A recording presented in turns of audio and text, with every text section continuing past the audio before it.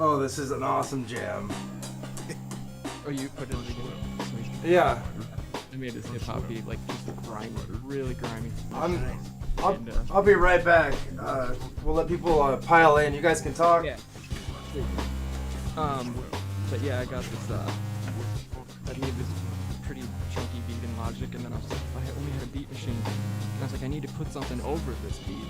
So I went in and found this really hilarious, like, a National Geographic type Canadian video with like spiders, and it was talking about the marijuana spider and the caffeine spider and the crack cocaine spider, and they were like arguing and fighting and shit, and then all of a sudden actually I think I've got it right.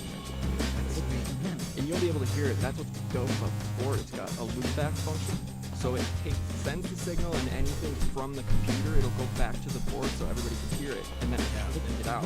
So yeah, it's dope. And raised over 100 guests, but the mate got a restraining order, and now the spider can't go within 100 centimeters of the web. The spider built a web, found the mate, and raised over.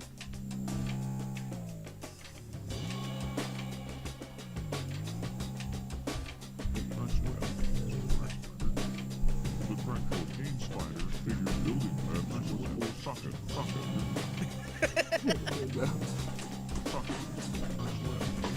If I only had a beat machine, I could just, like, you know. Nice. I could have been all over it. That's dope.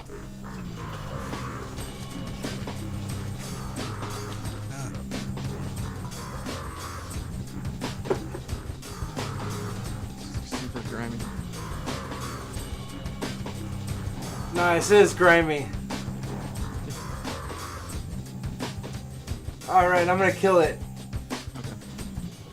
Yeah, it goes on. It's like the crack spider. Nice. Thought building webs was for suckers. That's sweet. That's perfect, though. Right? It's got a little pretty slick. The audio only, I think, Dope. when I first made it, it was like I let it go for 3 minutes. Nobody knows when we come in or anything like that. It's pretty funny. This is episode 8, right, Jim? Episode 9. 9, damn. Number 9.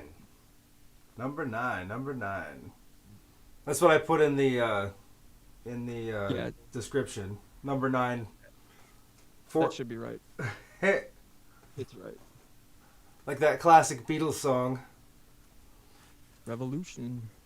Yeah. What, Or it's from the White Album. We can, yeah, right. We can start the show off with that because we'll start the show off with how much of an underappreciated prophecy expert in Charles Manson. Not prophecy. Oh, But hey, he did. hey, Jeremy. Do you have a Twitter? Yeah. It's Jeremy WRK. JER. EMYWRK. Nice. Thank you. For sure. Sweet. Are we live? Yes, we are. Awesome. Hey guys. Yeah. Hey, we're live. Look who we got. We got Jeremy Rothe-Kushel. Pronouncing that right? Right? Yeah. Okay. Sweet. Nice. Look, it's Jim. Everybody, say hi to Jim. Hey. I'm just doing the shout out on the Twitter. Yeah, and everybody if whoever's here in the chat or whatever, just be sure to let us know audio's okay, because that was driving me nuts last week, and I'm pretty sure some of you guys got too, it. so I get it. But yeah, what a week. Again, it just doesn't stop. It's a constant onslaught. So where are you located, Jeremy? What's going on over by you? Lawrence, Kansas. Lawrence, Kansas. The radical middle of America. The center of Google Earth is like 2 miles over down No here to joke, the is it south. really? I think so, yeah. If you're into Yeah. globes and stuff, right? No. right. Yeah.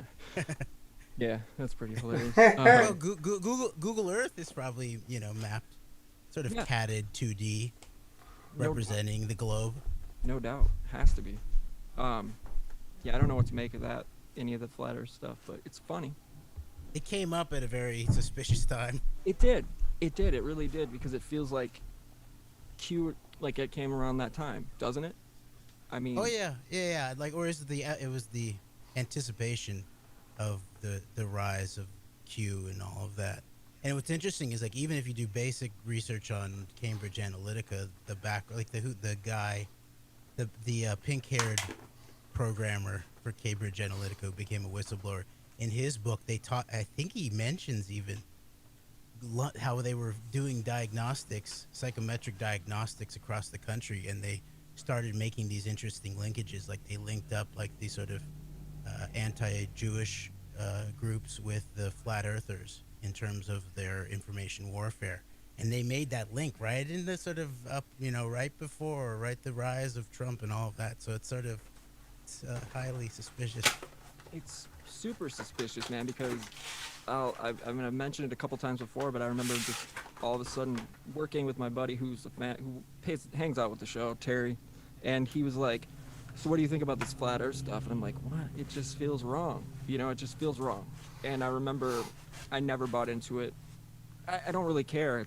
I don't buy the globe thing after all that stuff, that they've presented or whatever too. So I'm not, everything needs to be questioned. But the point is it felt like, I think it was probably 2017 we were talking about it, like early 2017. And then I want to say middle to late 2017, there was an actual like Rasmussen or Gallup poll, which had all the demographics broken down of the people that actually believe in.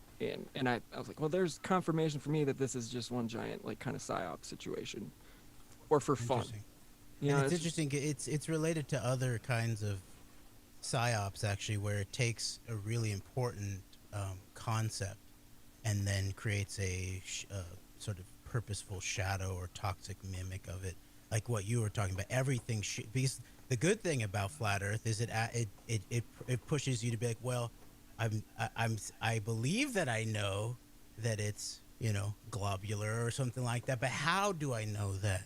Oh, you're told this, the scientists say this, and then it's actually the important concept is to figure out epistemology. It's like, how am I grounded in what I know? How do I know what I know? And it sort of pushes you to think through that kind of stuff. And so then you get past to just doing reactionary epistemology, which is, the guys that I know are basically lying about what we saw on TV on 9/11 are telling me that the Earth is a globe, so it must be the opposite, or they're telling me the sky is blue, so it must be the opposite. And that's no way to do epistemology. So you actually have to then think through it on your own, and then you can come down to actually, like, scientific based. You can learn about the history of science, and you can learn about how the globe was conceived in the first place, and then the mathematics of the trigonometry in northern Egypt, and then you can then look into the way that people navigate vessels, and so you can do trigonometry in terms of that they have to bring in trigonometry in order to figure out how to direct themselves. And so you begin to sort of go through the process of figuring out how you know what you know, if you respond to it appropriately. Right, and isn't that like kind of a zetetic, or where that falls into like the zeticism? I don't know what zeticism is. It's well, I'll actually get the definition and we'll bring it up on the screen here. So it's zeticism.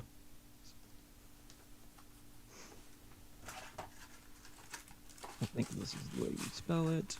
I've heard of it before.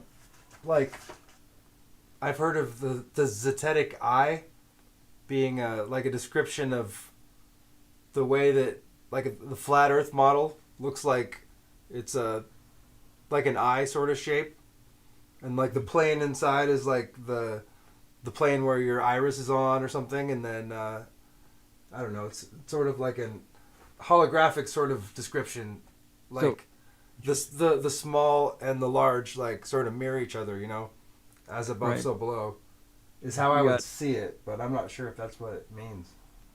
We have it's a noun, a historical branch of algebra concerned with the direct search for unknown quantities. I know that it's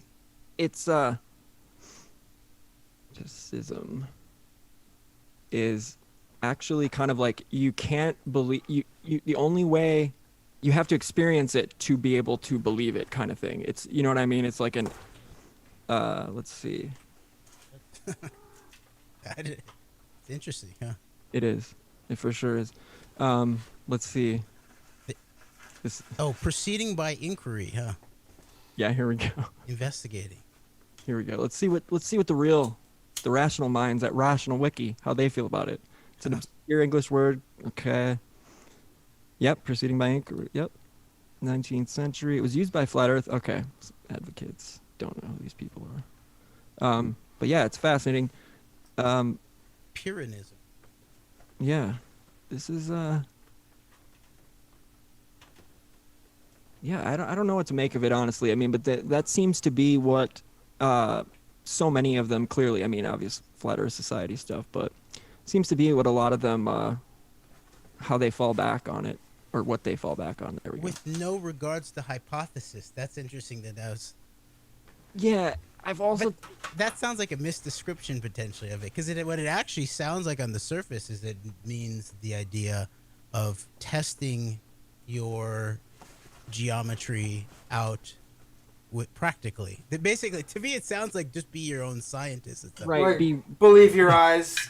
No regards to any hypothesis. It's kind of like you get into colloquial definitions where, you know what I mean? It's like, well, is this actually, like with the germ theory and all that stuff, and kind of, you know, but it's kind of like, well, what are the theories that are actually, what are laws? Do you know what I mean? Like it falls into this, like what what laws do we actually, scientific laws do we have in place? And I'm probably using the wrong I don't have a lexicon for this necessarily, so forgive me.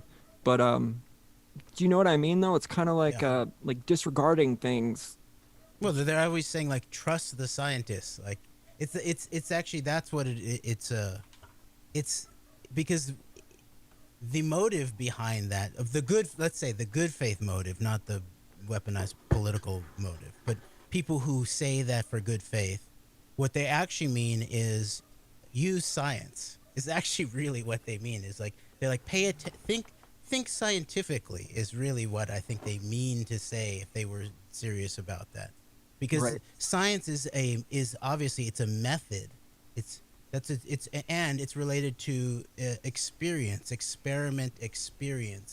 and that's crucial to it. And it, you know, the description of Zetetics there, saying that it's based on, it sounds like it's based on doing your own approach to experimentalism. But not only, the critique of it, it sounds like, is that you approach it without a hypothesis, which is the other key part of the scientific process, is that you come up with a schema. And actually, it's interesting because people sort of think through science as if it's like highly materialistic and grounded in the material world. But it starts with hypothesis. It starts with thought, actually pure thought in a way, maybe in relationship to your experience. But then you make a hypothesis, and then you do material experiment in order to see whether your hypothesis works. And actually, it's a great method for all kinds of approaches to knowledge. For sure. Yeah, I mean, it's like, I don't know necessarily, when I've heard people arguing, I don't know if you've actually taken any arguments on on germ theory and all that stuff, where they're basically just throwing it out the window, not throwing it out the window, but yeah, pretty much. But then taking a deeper dive into it, I just get lost in in a lot of the terminology used, and it's just been a whitewash over a lot of people too. Not whitewash, my brain. Ugh. But I don't know. I find it fascinating that there is a large group of people now, I guess, that do question everything, regardless if they've had their paradigm shattered or not. That's a positive thing. But then we fall into those categories where, well, what's true, what's not, and I think that's the point, just to have everything muddied up like this. Yes. So when it does come time to question things, it feels like all of this was the last 4 years, and it just really feels like somebody, no. It just feels like the masses have been bombarded with questionable truths, I guess. I don't know what that just feels right, because everything just like skewed reporting. I mean, it just seems like perception based, you know, insert here, insert narrative here, and this is how this is the lens through which everybody will view this story.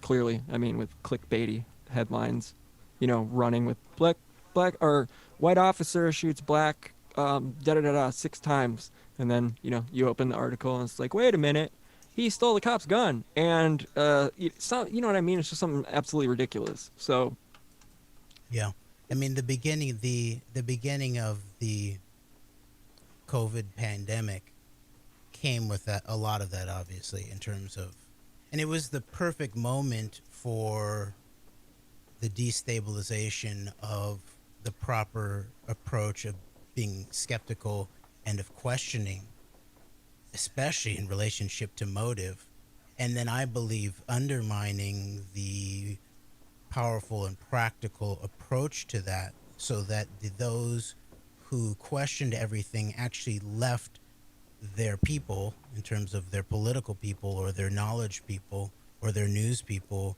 exposed to the dangers of the reality by sort of leaving everything in.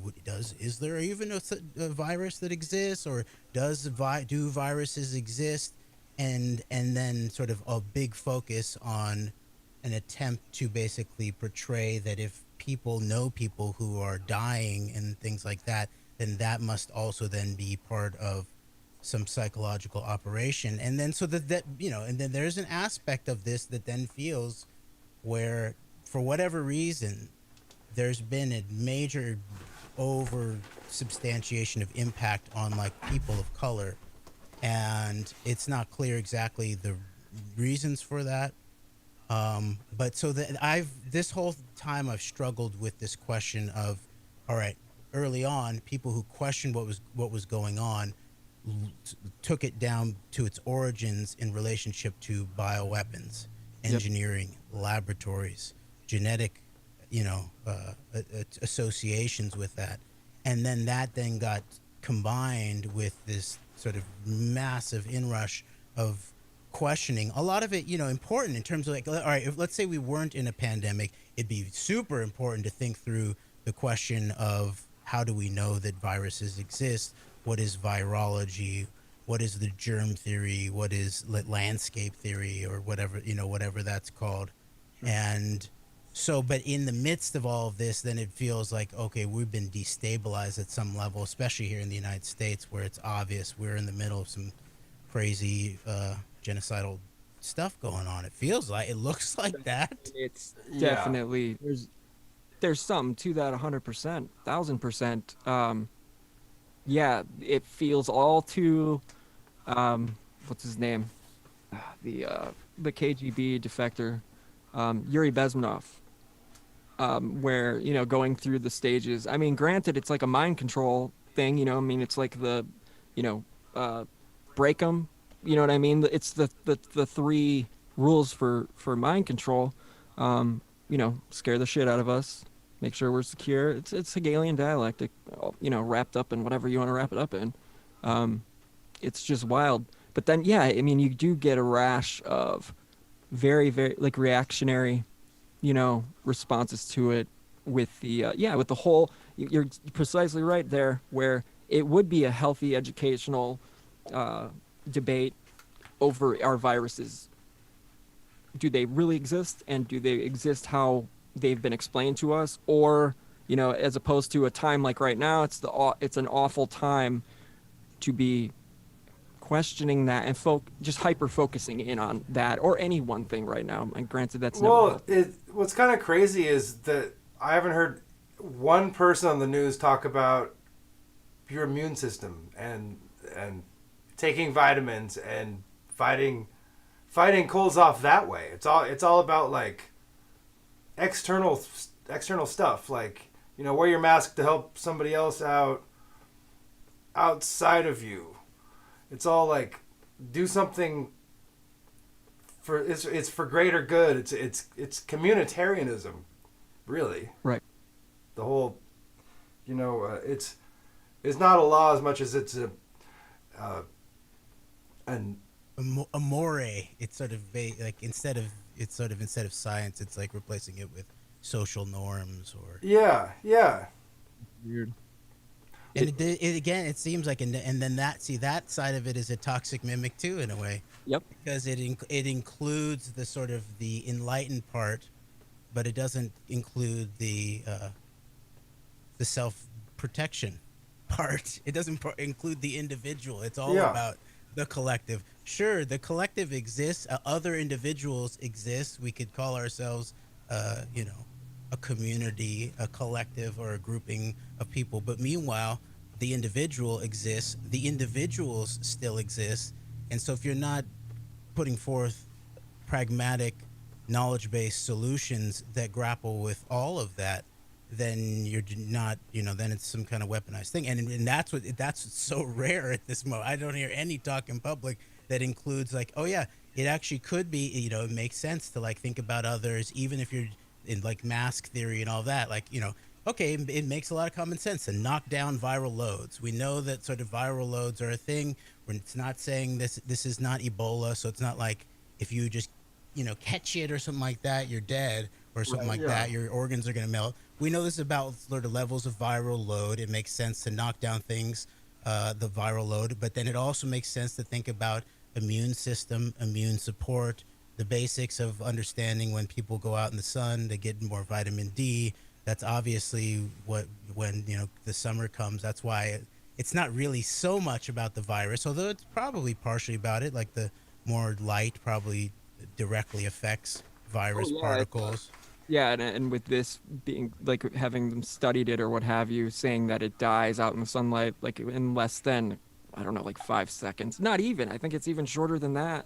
So you have that to factor in too, though. But the one thing is, it's like it feels like they pit science to be this religious, you know what I mean? They totally made it they weaponized that as well. A cult of expertise or something. Yeah, it's diabolical to do that to any society at any time. True. It's like the demonic sort of side of like the priest class in a way. Oh yeah, dude, and yeah, and you definitely nailed that one.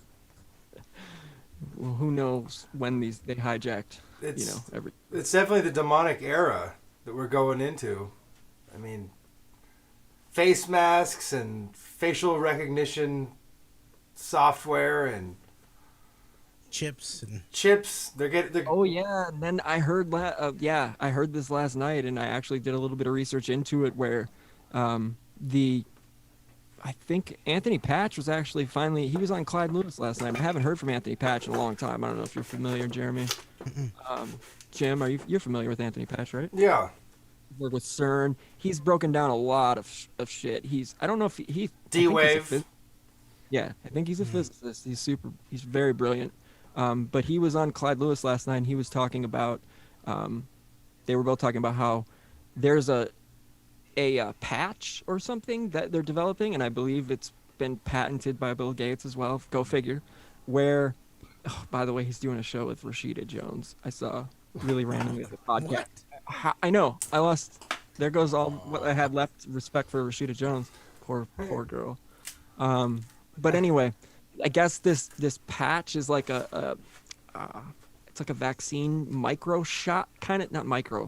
I guess it's even smaller than that, but it's like nanoparticulate crap there's nano stuff going on, obviously nanotech involved, but it will literally, it's like, it goes on your skin like a patch, and then so you don't have to keep going back for the shots or something like that to get, like third, fourth, whatever. Sort of like turns you to OS. Yeah. Biological OS. Yeah. Automatic updates. This is messed up. So straight from Israeli military intelligence. Yeah, right. It's this is not good. We gotta figure something else out here. Seriously, because this is like, okay, where do we draw the line as humans, or as a, because we're not drawing lines as a society and a culture right now. That's not going to happen. Period. No. So we're individually going to have to navigate this thing, and I don't know about you, but I don't give a shit about going to see any shows that are promoted by Ticketmaster normally. I might. But I haven't given up on us actually making political decisions here and like rising to the political occasion. Let's I'm go. not saying there's any evidence that No. that's gonna happen, but I haven't Exactly. given up on it Right. as a hypothetical. And why don't we just we'll shift over to there real quick, because the cabinet that this motherfucker is lining people with, it's literally a neocon, like a neocon wet dream, almost. I mean, Is Cheney in there for real though? that's what It's not they clear. wouldn't It's not report clear it. yet. They wouldn't report it, but apparently, It's only he's not been. It was just one report on CNN. As far I've tried to nail, I cannot nail that can't down. either. I can't either. I looked it up too. I was like, no, this is too much. This is just too.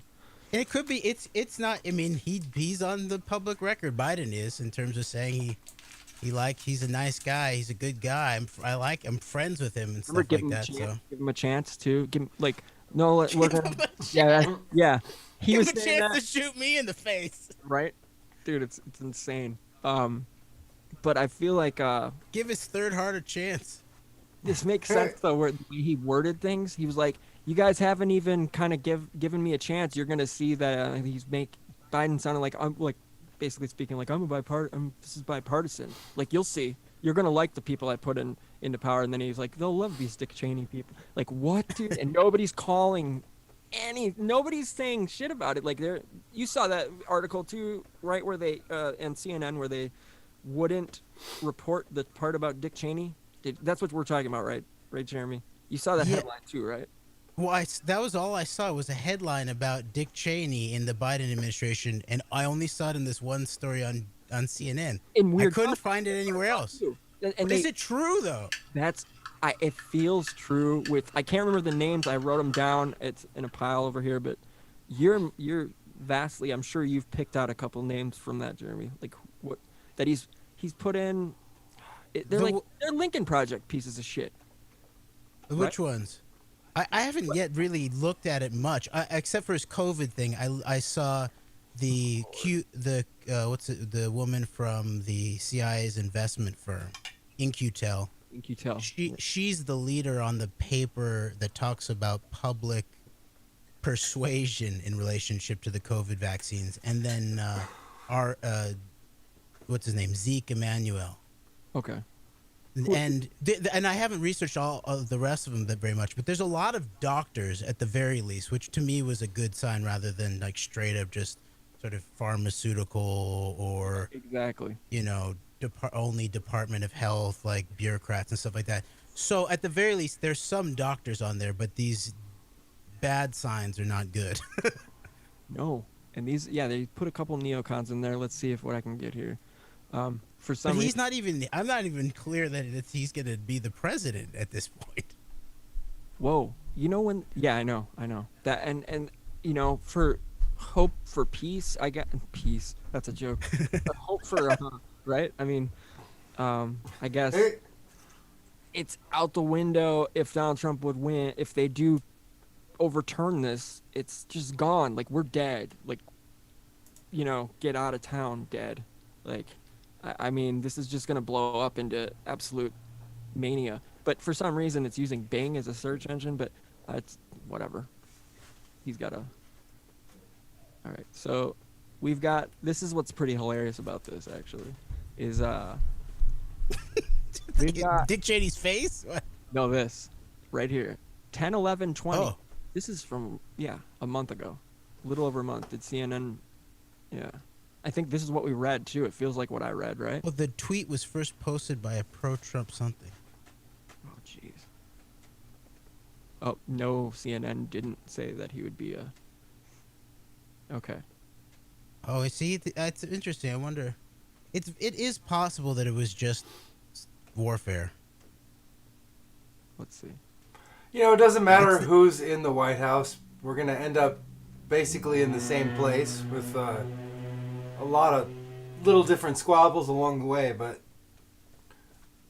maybe. I mean, like the stuff that's going down right now in the Pentagon and and sure, in terms of like big long-term things, yes, there would be very little that would be changed. But there's certain short-term things that are represented by like the Council for National Policy and severe like Zionists, both Christian and Jewish, like who are like the end times Zionists, where there's lots of stuff going on around missing nukes and parallel power structures that Cheney even runs and all that kind of stuff that is run by that crew rather than like the Obama Biden crew. So those are the kinds of things that I think would be different. We wouldn't even know if they were different. It would just mean that like a nuke didn't go off somewhere in the Middle East or somewhere in the United States. People are popping champagne corks because they stopped it. We won't ever know about it. We would never. That's true. Fair enough. True. Right. So I wonder. Okay, so this is well, I don't know what this is, but fact check. So it's saying U.S. presidential election is over. The votes have been counted, and Democratic nominee Joe Biden has been declared the winner. However, the scene this time is quite different, with Trump refusing to concede defeat, which has seen new pieces of information making headlines every now and then, with some being completely false. The latest to do the rounds on Monday was that CNN allegedly reported that former Republican Vice President Dick Cheney will be advising Biden on foreign policy in the coming days. Social media users immediately picked up the news and started questioning its authenticity, rightfully so. However, there is no such information, although the social media is still abuzz with this piece of news. What's the fuss? We don't want to see this piece of shit ever again. I think that's the fuss. Get him the fuck out of here is the fuss. Unless it's in a capacity to which Christian Bale can study and possibly play a role in Vice 2, then I don't ever want to see this scum fuck's face. Anyway, he's the devil. I can say that I saw it with my own two eyes. I'm 99.999% sure that it was not a deep fake. Michael Chertoff being interviewed by Katie Couric, doing the same old BS story about the transition between the scuffle between Bush v. Gore, helping cause 9/11. They are hyping that shit up hardcore right now, and Michael Chertoff was harping on it, and so to me that actually is a very likely plausible threat right now. Is that kind of thing.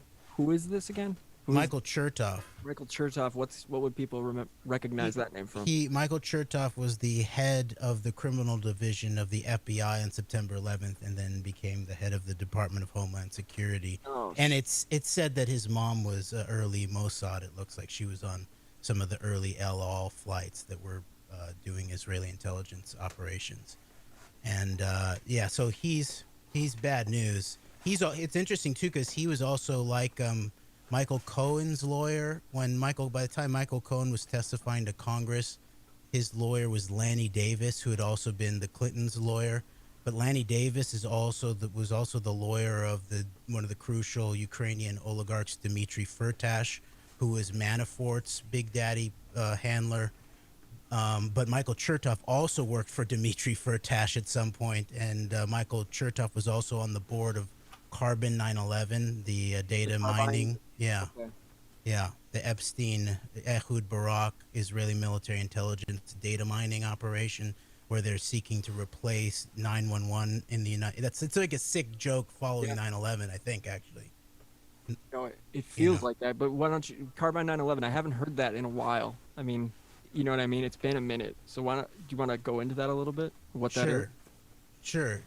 So it was Epstein was invested into Carbine 9/11. I don't know if it's Carbine or Carbon 9/11. I think it's Carbine. It was started as Reporty, and it's meant to be sort of like take over your phone voluntarily in the case of calling 911, and then running massive data analytics. And it was one of the last sort of big companies I think that Epstein invested into before he was arrested. And on their board was the whole mix. The whole squadron was on the board, basically, from Peter Thiel and one of Trump's biggest backers, a guy named, I think his name's Elliot Tawil, Michael Chertoff, former head of Israeli military intelligence, Prime Minister Ehud Barak, who's also buddies with Epstein, close to Epstein, but also Russian oligarch Viktor Vekselberg, whose who was actually on the he's in the mix in relationship to a global cloud data consortium that involved like Amazon, and also he's very tied into the Russian technology super collider, I think called Skolkovo. Okay. And yeah, and so then there's a few other people involved on that board. Oh, what's her name? Nicole Junkerman is actually maybe the crucial sort of little known person, and the guy who's done the deep research on her is Johnny Vedmore from the UK, who did a series of articles about Nicole Junkerman because he poured through the Epstein flight logs and found her.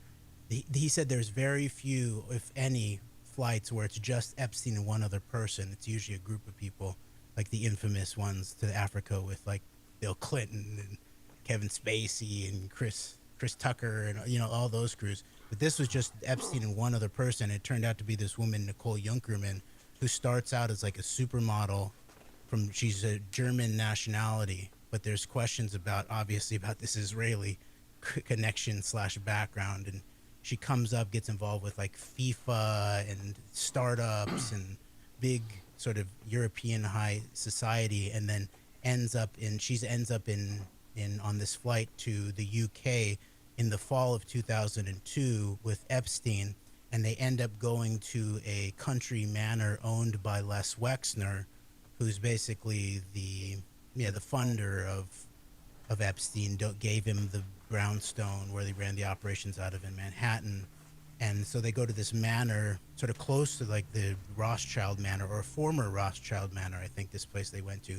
Fairly close, by the way, to the British NSA GCHQ, actually. It's in the hillsides around there.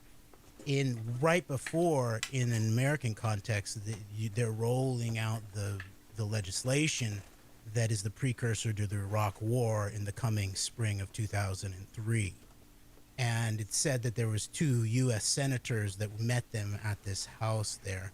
And so that then led Vedmore on this whole, investigation into who Junkerman is, because then she ends up she's on this sort of quote-unquote privatization board for the UK Department of Health, the NIH over there, and specifically around the question of data, where's the data, who's using the data, and all of that. And so that's a really big thing here, I think, is dealing with data, and that's, I think, we're beginning to understand with COVID and tracers and all of that kind of stuff. Is data, big data is really where it's at, and then who owns the data and how do they use it.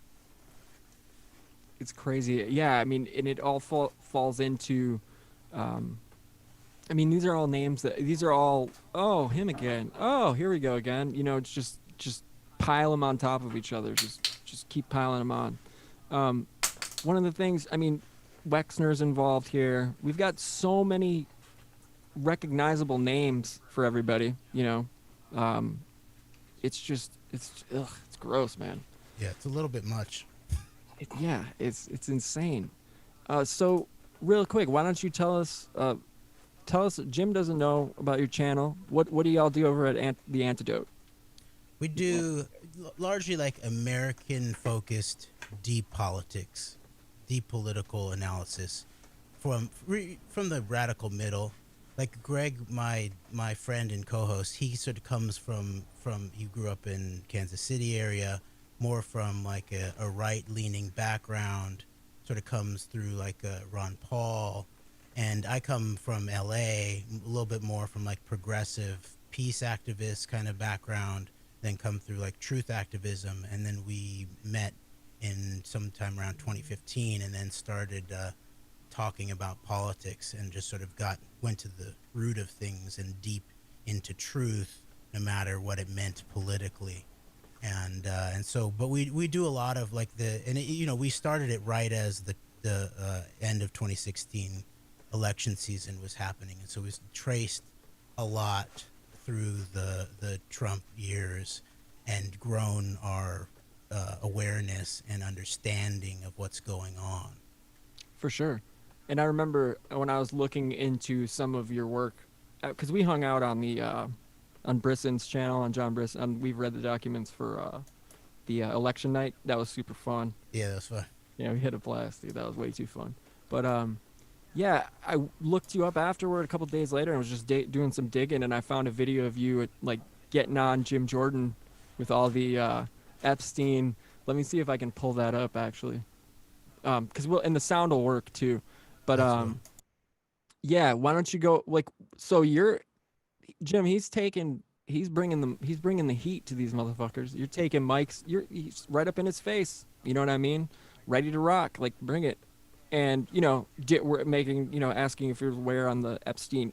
It was something along those lines, correct? Yeah. It was about like, because it was interesting because we'd planned that trip to go to D.C. when Mueller was going to testify, and we were going to try to bring some depth to the reporting and to the hysteria surrounding the Mueller, testimony in the halls of Congress. And that's what a lot of people don't know is that it's really open. Our government is very, very open, actually, and there's a lot of access in terms you could just go and walk the halls, and the Congress people are coming and going, and the chairs, and you just can put like, especially, and this is what's very interesting is back when I went to D.C. with We Are Change LA, and we were focused on 9/11 truth and justice in Congress. It was very interesting. I was chasing down the senator from Vermont, Patrick Leahy. His office, of course, got anthrax in the wake of September 11th. He was one of the key guys questioning some of the pieces of the Patriot Act. And I was asking about 9/11, and I was working to put some papers in his hand, and this Capitol Hill police officer came up to me and said, are you a journalist? Who are you working for? I was like, I'm a member of the Citizens Press. I'm here on behalf of myself and the American people asking questions about 9/11 treason. He said, carry on. It was very interesting. And that's the thing, like, even if you go look at the background of like Abby Martin, who was just started working at RT, and after she got her RT press credentials to go up on Capitol Hill, she was there with Luke Rudkowski, who founded We Are Change in New York, and they were chasing down Rand Paul. And she got in trouble because Rand Paul acted sort of whiny and bitched her out to the press organization. But because she was corporate press, it was state corporate press, she didn't have as much protection as just an individual citizen had in the halls of Congress. I was not obliged to be quote unquote nice or to stop quote unquote harassing him. I could go after him and get my ask my questions. That's wild. So I found it looks like 2 weeks ago you had I'm gonna pull it up so everybody can see here. Okay, so we've got, I hope that works. But anyway, yeah, we've got, let's just go to it. Is this like your personal YouTube channel then? Yeah, I have to update it some more. We'll subscribe. There you go, there's the sub. So 2 weeks ago. Yeah, it was Mark Meadows, I remember. And I think I saw you getting Jim Jordan, too. Yeah. It's from last year. It's from last winter? Last summer. Israeli intelligence angles of the Mueller investigation, the counterintelligence aspects, Semyon Mogilevich, the Russian-Israeli mobster. From Mueller, I doubt it. Okay. But have you heard about these potential compromises, including Epstein? Have you heard anything about the Epstein compromise and any of the... Yeah, I'm not at liberty to discuss this. Okay, that sounds like you might have heard something. I didn't say that. Okay. I said I'm not at liberty to discuss any kind of detail. Are you concerned publicly about the blackmail implications? I understand. I need to ask on behalf of the American people that our president is not compromised by Israeli and Russian intelligence. No comment. No comment. I couldn't believe he said no comment. I know, dude. That's heavy, dude. What are they saying? That's wild. So you went over there last summer, was it? Or when was the last time you were in D.C.? Yeah, last summer. Okay. So, did you hit? Where did you catch Jim Jordan? Just in the hallways after like a Homeland Security. That's what I was asking. I asked Jim Jordan about like in a Homeland Security context, had he heard anything about the Epstein compromise? Right. Because it was actually they were doing stuff about. Oh, the acting head of DHS was there. I sort of missed him. I chased him down the hallway, and I got the question into him, but he was not close enough to have to answer. But part of it is sort of like the politics of the act in a way. When you're asking, it's interesting. When I was at a USC event with the former head of the National Reconnaissance Office and the guy who what was his? I forget his name. Lou Elizondo. No, no, I don't know who that is. That's the dude from TTSA who worked at the National, like the To the Stars Oh, Academy. Yeah, oh, shoot, huh? he worked for the NRO. Yeah. Oh, that's interesting, huh? Mm-hmm. Mm-hmm. Whoa. Yeah, and he's out with that too. Like I remember he came out, he didn't have an issue saying anything about it when Tom DeLonge did his first like, I'm starting an IPO, like whatever. Please give me some money. When he brought out like Steve Justice, he brought out, I'm pretty sure that was when he first introduced Lou Elizondo. But anyway, whatever. Mm. Digressing. It makes sense, I guess, in that context of like if you're running like a fake black technology or UFO truth group. What do you think about that? Like I don't know what to make of it. What do you make of that whole situation? Of what? Of black technology or We can do UFOs? TTSA, black technology, and UFOs, but I'd start with UFOs or start with TTSA because of with the weird implications. Dude, I'm sorry, Chris Mellon. I'm gonna trust a bunch of Carnegie Mellon, like nobody. What are we, Tim Leary running the house in upstate New York with the acid test and stuff? What are we doing?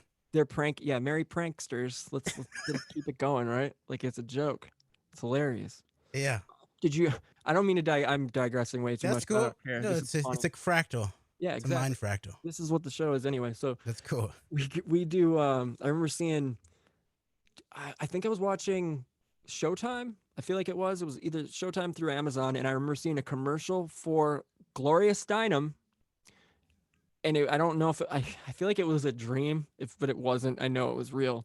And I remember her saying something. It was like a painted character. I can't remember precisely what it was, but it was her on a couch, like talking to somebody and saying, "Little do they know is that I'm a spook, or I want to tell my story. I'm a spook, or working in a government agency." And I'm like, "What is going on?" Like, it reminded me of it. Well, it didn't remind me of Tim Leary, but what's his name? Yeah, well, it did a little bit, owning it. And then I remember she popped off the mouth like a couple of years ago saying, and that confirmed that she was an actual operative. Yeah.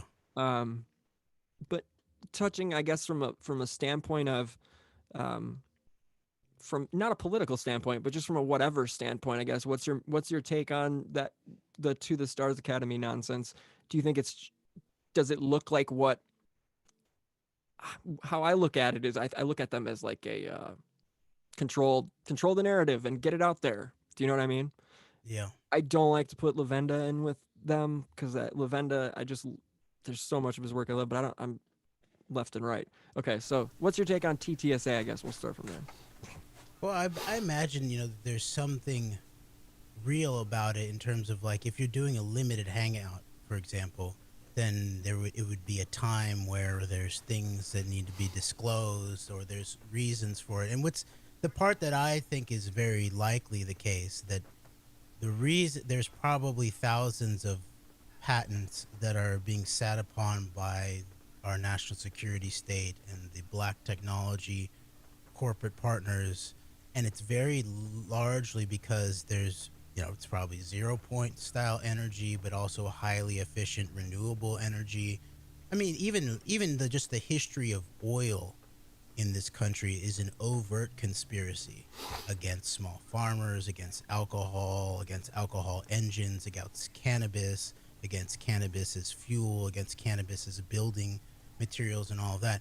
But on the side that we haven't seen is very likely 0-point energy, and we could have been off of the dirty monster, fuel apparatus a long time ago. And so I imagine, and you hear a little chatter about this, like in sort of like deep conspiracy sites or interviews with whistleblowers, that they're at the commanding heights of the controlled economy, the people who own the minerals and the fuels that are in the ground and all of that, that there's an awareness that if you take energy to basically zero, that you basically destroy the incentive the monetary incentive potentially. That's what they would be worried about at some level, in addition to destroying the value of their assets that they seek to continue running out.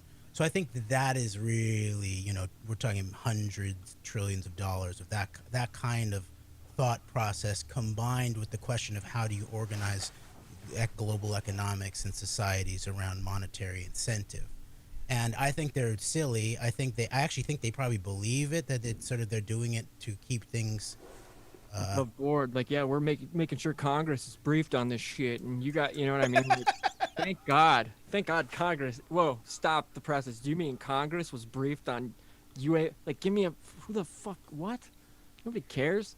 Like, Yeah. they care, but I mean, like, what are they gonna do? I remember seeing something about demanding, well, I'm not even gonna go there right now, but okay, so that take, but what's your take on like we'll go to UFOs, and then we can go to black projects following that, because that'll fall right in nicely. So what's your take on UFOs personally, obviously? Well, I think that there's probably two sides to it, because and the way to talk about it would be, you talk about UFOs, right. Unidentified flying objects of some sort, right? Which is, we usually were talking about like some kind of propulsion system or something like that, that looks strange, or yep. Or you're talking about ET, extraterrestrials, and so those are two different areas that there probably is some intersection, and I think there's a lot of reality, as you might say, to both of them. In terms of UFOs, though, it's, to me, it seems very, I find the whole modern narrative of it highly suspicious. The space narrative, yeah.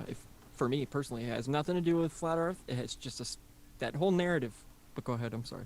No, that's cool. It's a sort of a timing thing for me, that the rise of the standard UFO sighting is right at the exact same time as the rise of the national security state and act, in the wake of the act and all that.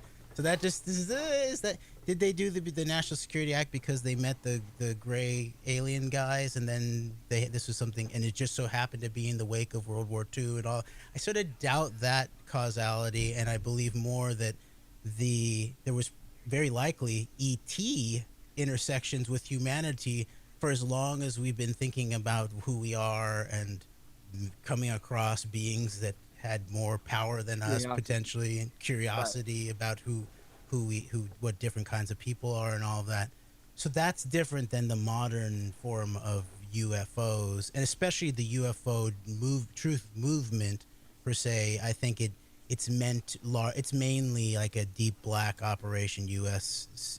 national security counterintelligence operation, very likely, and it makes a lot of sense. And there's like layers of limited hangouts. Like, I think we were talking about the Annie Jacobson book about the Roswell was like a Soviet thing to scare. Yeah, where it was Stalin put Stalin was behind it, because he was the master propagandist, and there was actually the UFO that everybody saw, or I don't think anybody really claims to have seen any UFOs from that night, but point is apparently it was a Russian, whatever their equivalent of a C-135 would be, I have no idea, flying over, so like a giant cargo plane, and then a smaller craft jettisoned off of that craft and crashes in the desert of New Mexico. And when they discover the bodies, they pull them out and realize these aren't necessarily space aliens or whatever you want to call them,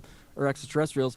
They're actually, and this is from Annie Jacobson's book Area 51, where it's actually like kids, like some I don't know, I guess like some handicapped kids that were actually like plastic surgeried, essentially had some operations done to them to just basically, I'm pretty sure, just to what's the word I'm looking for?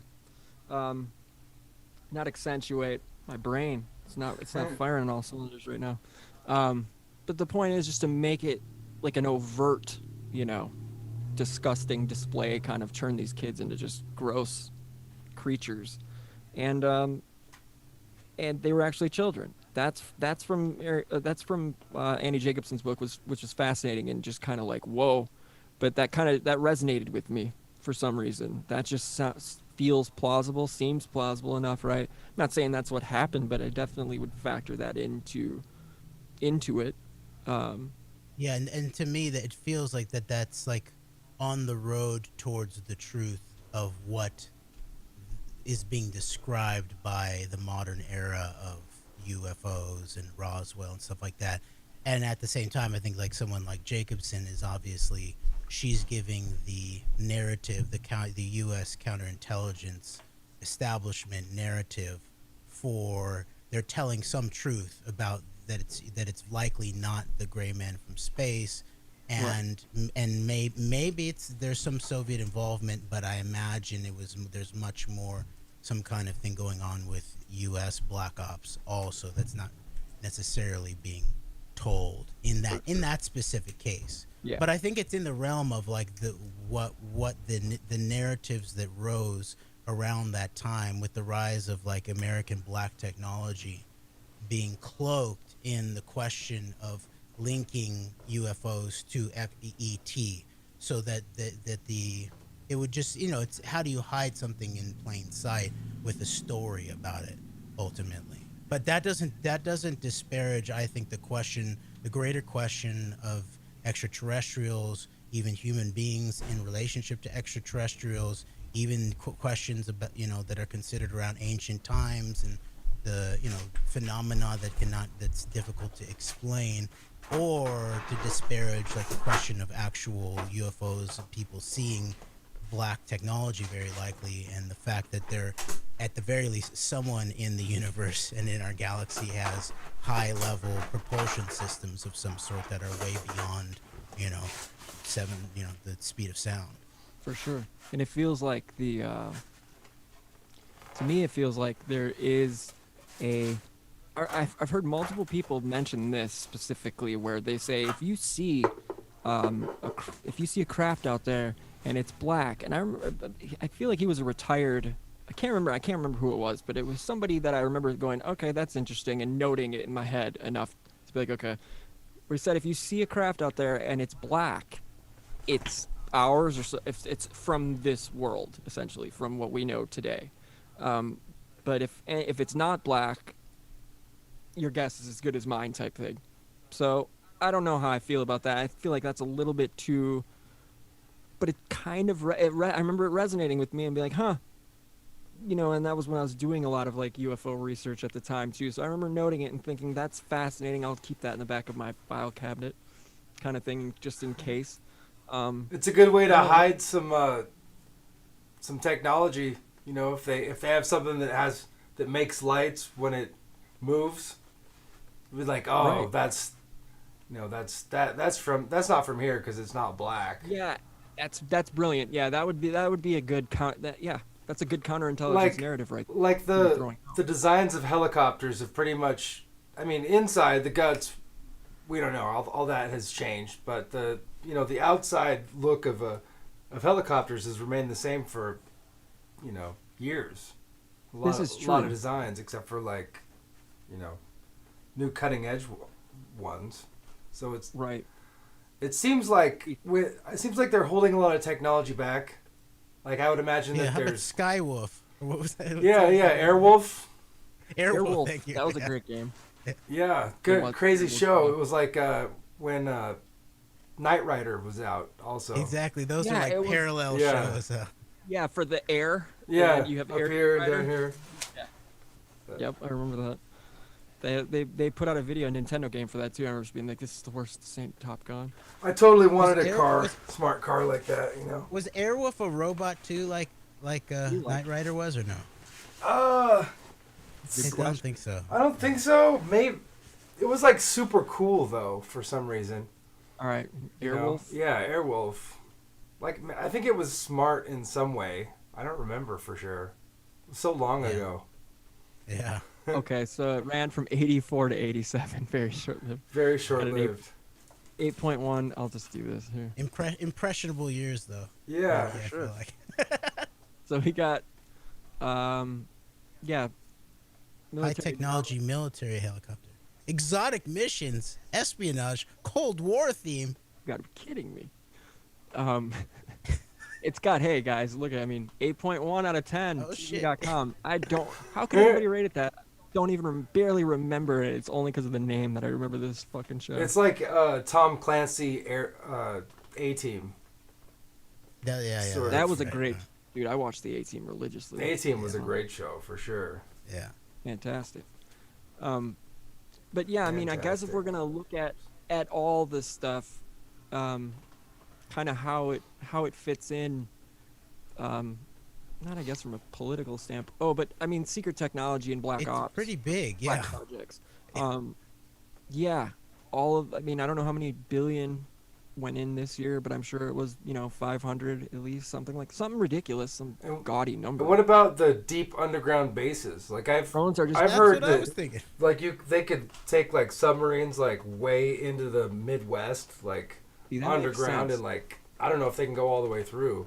I know there's a lot of secrets at the Submariner base, like up in here in Washington. There's one, and we should, when we have James on, we should definitely bring this up. yeah, He doesn't usually, yeah. I used to have a neighbor that was his son was a nuclear physicist, nuclear. He was a nuclear physicist in a submarine, and he was always talking about the angle of the dangle, is what they called it, when it would your attitude would be down or up, like everything would be sliding around. That's wild. Yeah.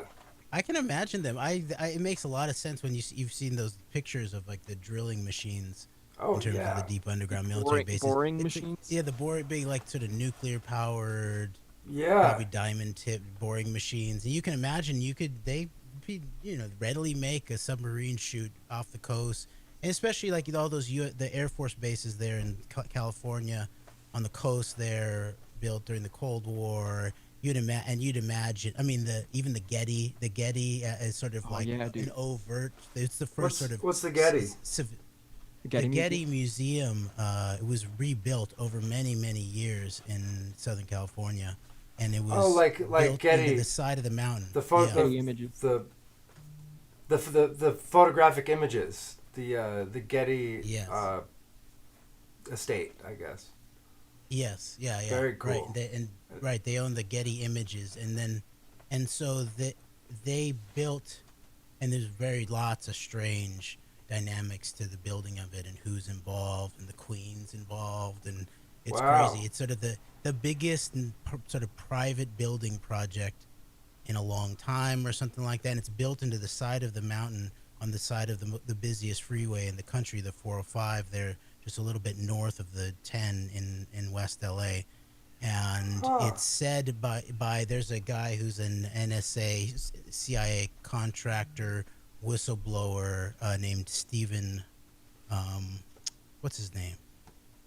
Truth Cat Radio, Stephen Kelly, who basically reports that there's many levels deep there, and it's involved in the sex trafficking network, and it's in a big art museum, and they have lots of art restoration and preservation, and it's said that basically a lot of the art that was collected and or looted and pillaged by all aspects of sort of the Western elite it's sort of a bunker. It's for vaulted them in there. the future. It's a vault, yeah. It's sort of like the Crown Jew golden vault.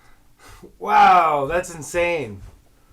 That's insane. Yeah. I know that art is a big money laundering avenue. Hell yeah. Oh, yeah. Buying ridiculously overpriced things. It's actually the perfect one, right? It is artistic value, like how even real estate has to be grounded to the ground. Yeah, art can just be how much you want to pay for it. And if you're a big collector, like I think it was Nathan Rothschild, he had this. I don't know how many artists he collected, but he bought a bunch of these like huge like life-size bronze gorilla sculptures. Like some of them were even like bigger, and they were beautiful, and they were in this like museum. And then the artist died like a year later, and I'm sure that he had insurance on the guy, and after the artist dies, like his whole collection would go way up in value. So it's like, it seems almost like an investment, you know, for the wealthy.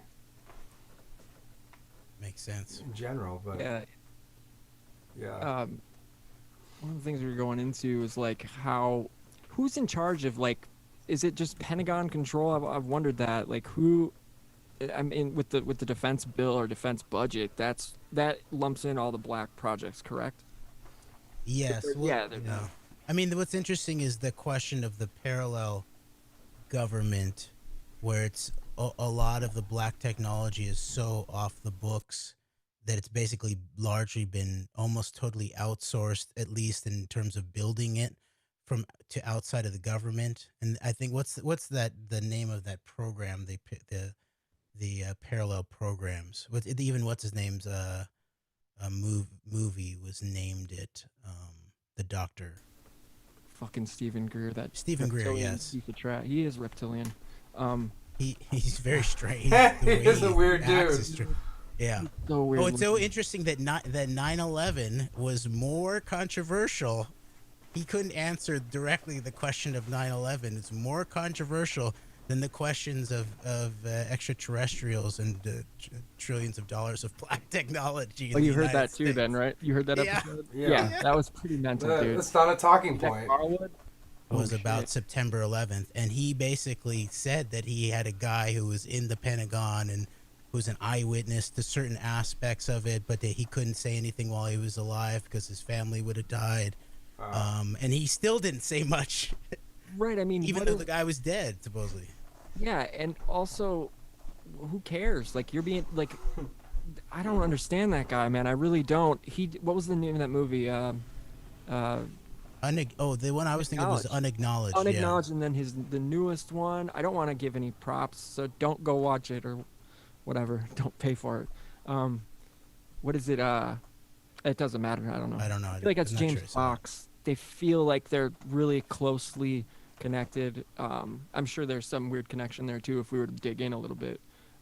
But that before I forget that name, Unacknowledged, Yeah. USAP, Unacknowledged Special Access Programs. Yep. And that's the important thing, I think, for us to know and to think about, is that the way that the so-called governance has been split is via these unacknowledged special access programs that have all been run for decades by the military contractors. And so I think that is the case where even a president is, you don't really have the need to know, Mr. President. Barely read in. Yeah. Just Plausible barely. deniability. Oh yeah. What? Yes, well, in their case. But sometimes they're interested. You get the sense that all of them, like, at some level, get interested. But then there's the Bill Hicks scenario of the film of Kennedy from another angle or something like that, and they all know their place or whatever. That's assuming that Where they were all planted, like that was kind of because the umbrella thing doesn't make a lick of sense, and these are all characters playing in a giant psychodrama. It does feel like that. And by the way, you guys, I'll go get this probably before the show ends, but I was walking by about to feed the dog, and right over by where I put her food, there's a bunch of old files and stuff, and I caught the back of it, and it was a Time Life, like an original Life magazine, and it was I picked it up, and it's like perfect shape, and it was JFK, the life and death of JFK from 1963. So What? whatever, and it had my grandfather's name. Yeah, it was from my grandfather. Wow. Oh, that's In that's mint cool. condition. Mark. I'll go grab You it. should before we go off. grab it. Remind me. We should Yeah. check it for the Mandela effect. You know, with the limo is supposed to be longer. You know. Oh shoot! I It didn't is. realize there was Guys, a it Mandela is. effect to the JFK. Yeah, Yeah. there is. I It's remember Shoot, I I- went over that. I poured over it too. I picked it up. I was like, holy shit. And I was like, paging through it, and I was super careful. So- and then I remember looking at the car, and it's a limo. It's long. And I did like 3 takes. Like, I don't remember the car looking like that. And then I just put it away. I didn't say that in my head. But I remember saying in my head, I don't remember the car looking like this. Like, fascinating. I will go get it. I'll Interesting. go get it right now. Screw it. Cool. Super weird, right? Give me 1 second, guys. So Jeremy, do you know? Yeah. Have you ever heard of a guy named Eli Whitney? Like the cotton gin. Yes, the cotton gin. I learned about. I don't know much about it though. I learned about him in school. Do you remember like anything specific like No. about his race or anything? No. Okay. 'Cause I always learned I learned that he was black, and that like it was like super revolutionary because he invented this machine that made picking cotton easier, and it was like that to help out the slaves. And that's like I never heard that. I don't remember that. that's like what I remember from school, and then I got this encyclopedia from a it was like from 1950, like from a garage sale, and I looked it up, and it had Eli Whitney, and he was white, and I couldn't believe it because I remembered him being black. Like, remembered the story about it, like, and I don't know. I had a friend that remembered that also, that he was black, but I'm not, I've been asking people, but nobody really remembers that well. Interesting. I just don't remember learning much of anything about him or the cotton gin.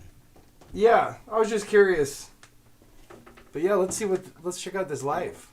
Yeah, this is crazy. That's awesome. So it's got my pops. Wow, that's cool. 63. Yep. What year? Wow. 1963? I looked when I was paging through. I was like, when exactly was this public? When was this? There's no date. There's no. And did he write his name on there, your My grandfather? grandfather did, yeah. Wow. November 22nd, 1963. That's obviously. Wow. Um, Interesting. Yeah, look at the. I can get more light. Oh, wow. That's cool. Jackie and stuff. Huh? Look at it's incredible shape too. Huh? I know. I was shocked when I pulled it out. Like it's just got like a little stain. Right there. Yeah. Nothing too. Authenticity. Yeah, it's crazy. There's so much, and as I'm looking through it, through this. I'm obviously have a different lens to view this through. I will find the car though, because they take shots, and the crazy thing is like the photos from this where the guy was actually taking film photography. Either that or he was taking video photography. So if it was Abraham Zapruder, I don't know. Because the Zapruder didn't drop till the 70s, right? Right. So this is wild right here. Okay. The 9/11 paymaster was also involved in the Zapruder buyout. Who was?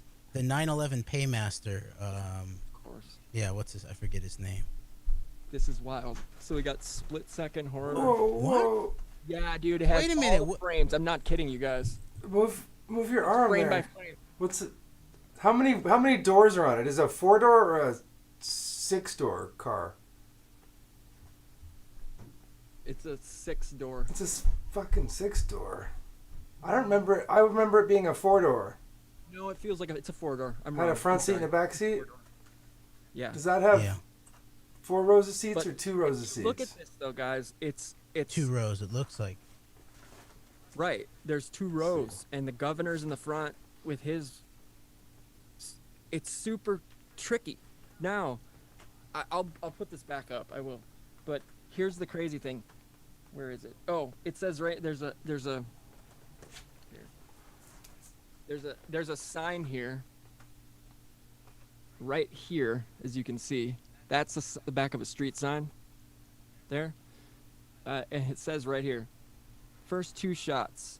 It says, past the book warehouse, the president turned to his right to wave to someone.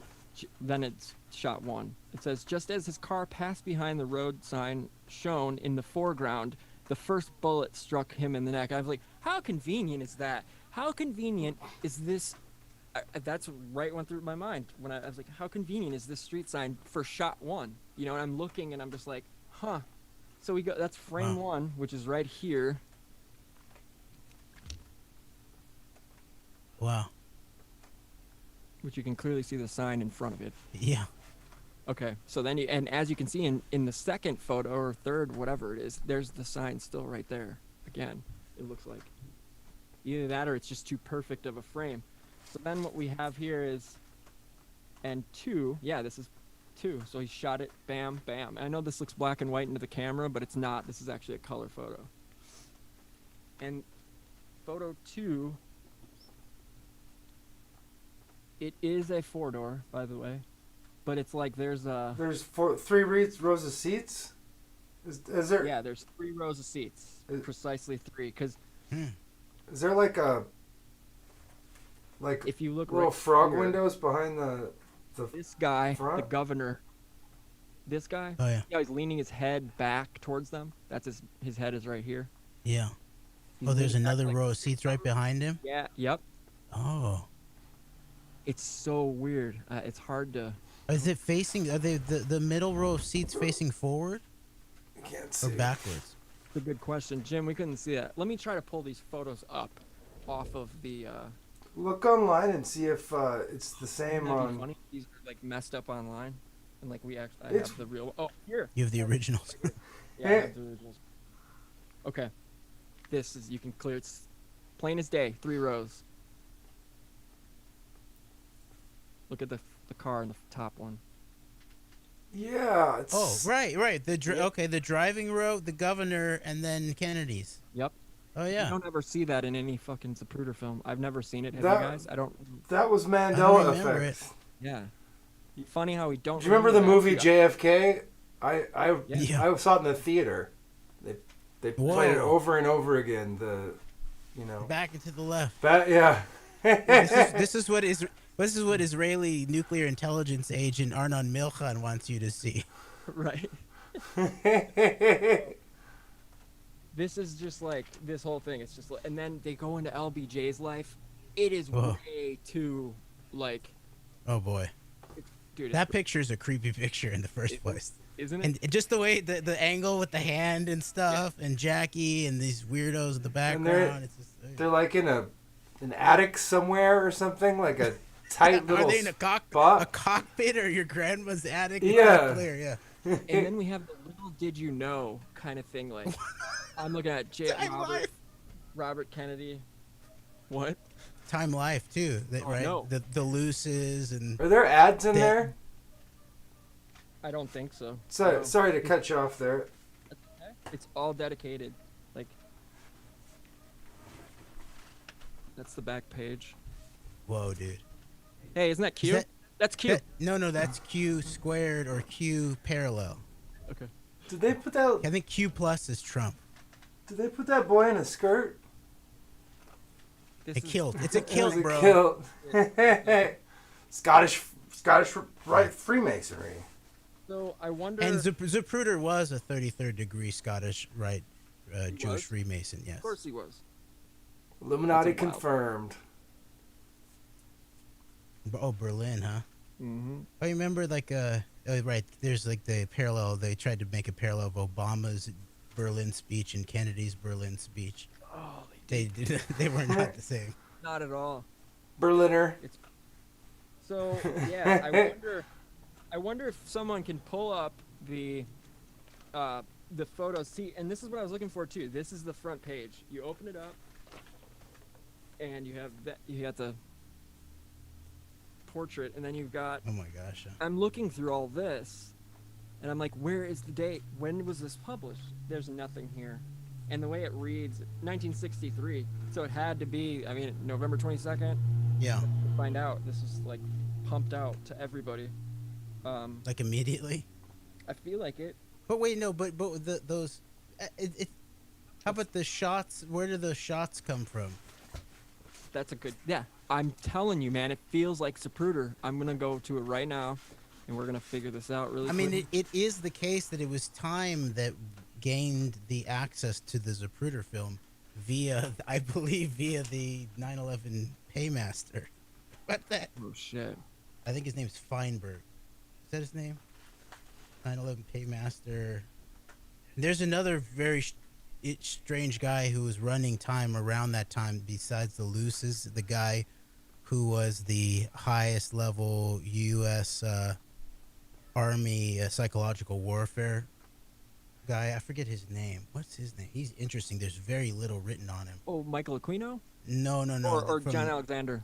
No, the older, the Okay. previous generation. He I was know like what you're talking about. Eisenhower's guy. He was the first guy into like one of the death camps and stuff. And yeah, and he was the one who sealed the narratives. And I mean, Oh, very strange guy. I've I heard of forget. this guy before, but I don't remember what his name was. He was Time Life. I sort of The want to photographer. find him. The photographer, right? No. He was a Time Life He's photographer. a chemical weapons expert and the highest level a military psychological warfare chief during the World War Oh II era. shoot! I'm looking at life.com. And all of his papers are at the Eisenhower Library over here in Kansas, and they're under severe secrecy. Apparently, yes. There's all I can find is like one book that's like very expensive, real short, and like some PhD that I can't find about the guy. Huh? Oh, CD Jackson, that's his name. CD Jackson. Like But CD compact disc, like his Yeah, but it's like Charles Douglas or something like that. And I actually got a book all about the Dakota Hotel or the Residence Hotel in New York City, and it's about him. And it's about him like actually trying to hide his Jewishness while also trying to exclude Jews from being allowed to live there, because the original name is Jacobson, C.D. Jacobson, C.D. Jackson. Very interesting figure. And he's all goes from chemical weapons to psychological warfare to Time Life, and there's still very little ends up at known Time about. Life too. Yeah. That's where he closes it all out. Oh, it's I closed think at so. I think he helped start the Bilderberg Group too, or something like that. I don't. Yeah, that's why it's secret. Oh yeah, managing director. There, CD General. Oh, he's a general. Oh, of course, he's the highest level chemical weapons, psychological warfare. General Charles Douglas Jackson, 62 when he died in 64, was a United States government propagandist and senior executive of Time Inc. As an expert on psychological warfare, he served in the Office of Strategic Services in World War II and later as special assistant to the president in the Eisenhower administration. He was born in New York City. The Dakota is the one that Frank Olson jumped through. Oh, that makes sense. Yeah. Yeah, it makes sense now because the CIA would be posted up in that. Yep. What? Yeah. 13th floor. Yep. I still haven't read through that entire book. Oh, there it is. During 1953 to 54, Jackson was key in establishing the Bilderberg Group and ensuring American participation, and he attended the meetings 54, 57, all the way to his death, basically. Wow. This guy's a piece of scum. So he's like the founder of Mossad, perhaps. Oh.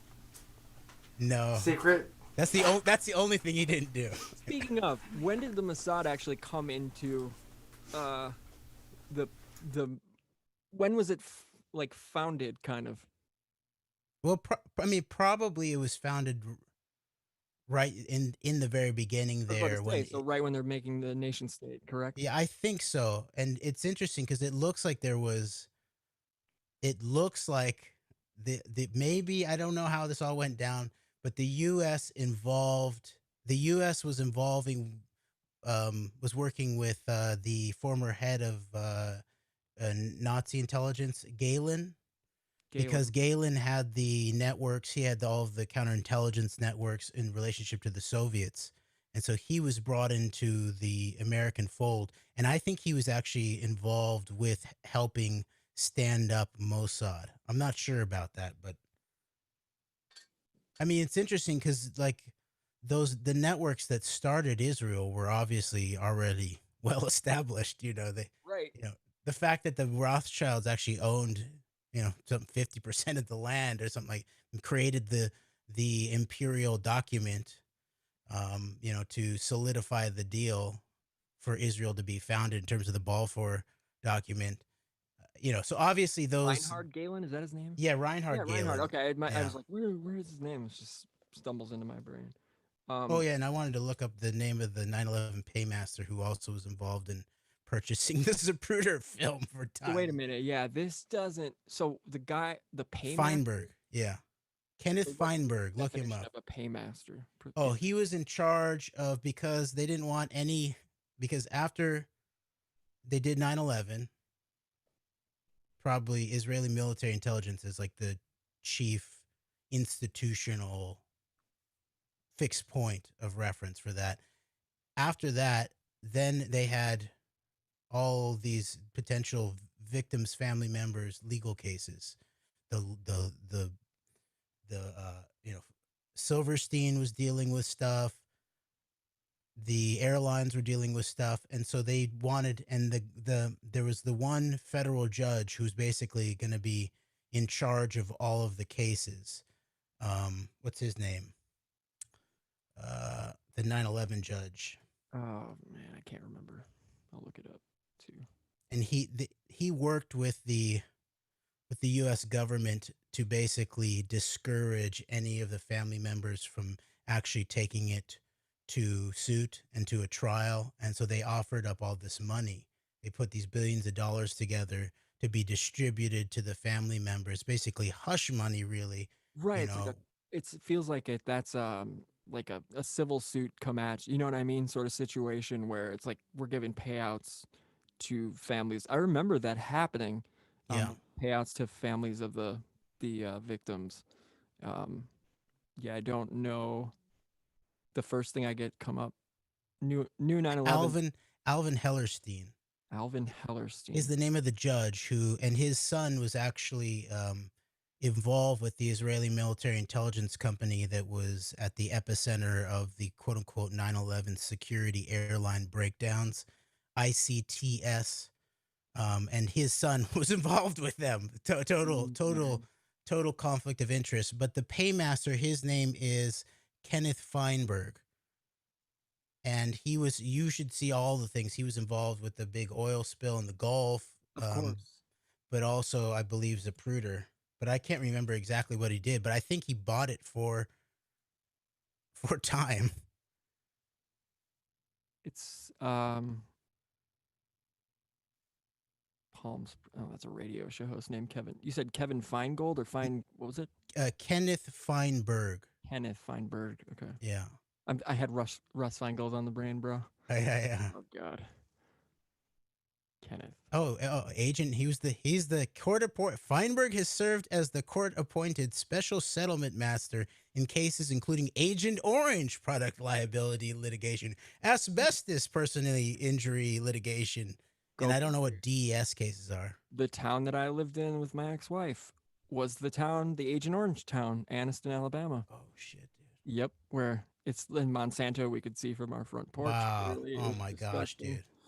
Yeah, and it was literally like take a city of take any city out of small town USA, but we're talking 100,000 people almost, maybe 80,000 people at the time, and then now today, imagine like that city's still standing, abandon it, and maybe pepper in 15,000 people. That's what the city's like now. It's Wow. super weird, and there's like another little closer to the interstate off of not 65, but I-20. It's like halfway between Birmingham and Atlanta there, literally like right about the halfway point by Talladega. And yeah, it feels like everybody like moved from Anniston to Oxford, which is the little town right on the interstate there. Feels like everybody just like up and moved. It's gross though. The city's just, I feel that bad. sounds horrible, dude. Yeah, it's awful. I remember one day some guy some guy was just on the property and I was the only one home, and I remember like running outside, like, what are you doing on the like we just inherited the house, like whatever. And he's like, oh, I'm from da da da. He showed me like a badge and a thing, and I'm like, what is this? And he's like, everything's fine. I'm just making sure there aren't any DDTs present still. And I'm like, oh my God, are you kidding me, dude? Like, this is how we're doing. Shit. Do you hear that? What? Did you? No, okay, you didn't. Yeah. I think it's my headphones. It's cutting out. Oh, and it didn't cut out on the side. Okay, good. It's a good sign. But yeah, man, because the weapons depot, the army depot, was like right up the street from the. I'll look it up actually. I'm looking it up. Anniston. I think it's spelled ANN. Yeah. ISTON. Yep. PCBs. Yep, dude, it's disgusting, man. They're everywhere. Monsanto. Literally, This bro, is just so horrible. we could what's see done. Monsanto. That's what like haunts both of us probably is I still have like this weird like picture window frame photo in my head, and, like just that burned into my brain of what because I it was just like a gloomy sight, if you know what I'm saying. It was just gloomy to think about too. That there's Monsanto, like right in front of us, and we had a steel mill closer to us. So we had a steel mill, and then the next plot of land down the hill that we could see, over the horizon type over yonder is right there. It's Monsanto. It's like just Boy. yeah, and my ex-wife was like super. I only knew about Monsanto because of her. You know what I mean? Her research into like PCBs, all these different things, and luckily she was hip to a lot of that shit. When I first met her in Austin, she was turning me on to a lot of, holistic doctors, cool shit. Like things that I needed to know that I wasn't, necessarily privy to at that point. I'm 22 years old, whatever. So luckily I learned a good amount of shit from her. That's cool. Yep. But yeah, I'm not sharing the screen anymore. I feel like I'm sharing it. Jim, what's up with you, buddy? Oh, not much. My can you hear me there? Yep. Yeah. Cool. Real quick though, Sorry, let's tie it back around just really quick to the UFO thing, where I find it. Have you looked into any of Peter Levenda's work, Jeremy? No, I've heard of him, but I've never read any of his stuff or listened to him. I should. Yeah, it's great. Like the Sinister Forces trilogy. He'd been researching it for 25 years and finally just said, "Screw it, I'm gonna write it." He kept trying to sit down to write it, and more shit just kept piling on to the investigation. Yeah. Like, oh fuck, man, shit. So it ended up being like, it's called Sinister Forces. It's 3-part trilogy, and each one is just better than the next. And it's a grimoire of American political witchcraft. And essentially, what it does is it brings a thread through the mounds and what the hell's going on there to essentially Charles Manson, right? How all these connect. It connects everything from like even some weird little synchronicities from that Hellier show. I don't know if you got a chance to watch that. It's pretty. Paul Hellier? You mean the Hellier? Canadian guy? No. Oh. It's a town in Kentucky called Hellier. Oh, yes. All right. Hellier. Yeah. And it's on Amazon and whatever. There's Greg Newkirk and his wife do it. But anyway, it's super creepy and fascinating. There's a bunch of like really fucked up synchronicities in there. But the crazy one was that they tied their synchronicities in with both Mothman and all kinds of Fortean crazy, what's the guy's name who wrote, why is my brain dying on that? The guy who wrote Butterfly Effect. No. What's the name of it? Who's the investigator? Why am I blanking on his name? Everybody knows who he is. He did the Mothman prophecies. John Keel. Oh.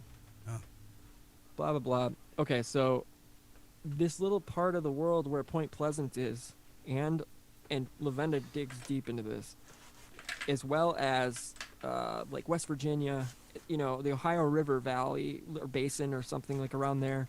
And basically what he figured out was that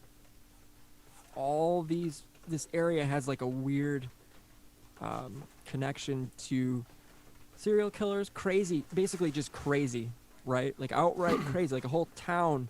There's this whole town, I can't remember what the name of the town was, but someone in the chat might know. But basically what it gets to is all of these things are tied together, and you can tell while you're reading it that Levenda's like, damn it, I don't want to tie Process Church. I don't want to, you know what I mean? Like, I don't want to tie Kenneth Anger to this, to this, to this, to this, to this. And it's wild, the connections that are made. Wow. And you could tell he like did some Maury Terry, the guy who did I don't remember the name of the book. I can't remember. I think it's like the root of all evil type thing, like what is evil kind of book. Huh. And he's more of a right wing, comes from the right wing, I guess, that dude, and more of like an evangelical Christian, but doesn't, I guess. He kind of separates himself. I don't want to really say too much there, but basically what it is he basically breaks it down to it's all intelligence agencies, and this is where we can draw that correlation, I guess, to Manson and to everybody, to Gloria Steinem, to Timothy Leary. Is all these people are connected through, some intelligence arm, I guess, or tentacle, and that definitely seems to be the case of anybody, with culture, social engineering, or that kind of thing, or I'm sure everybody's heard where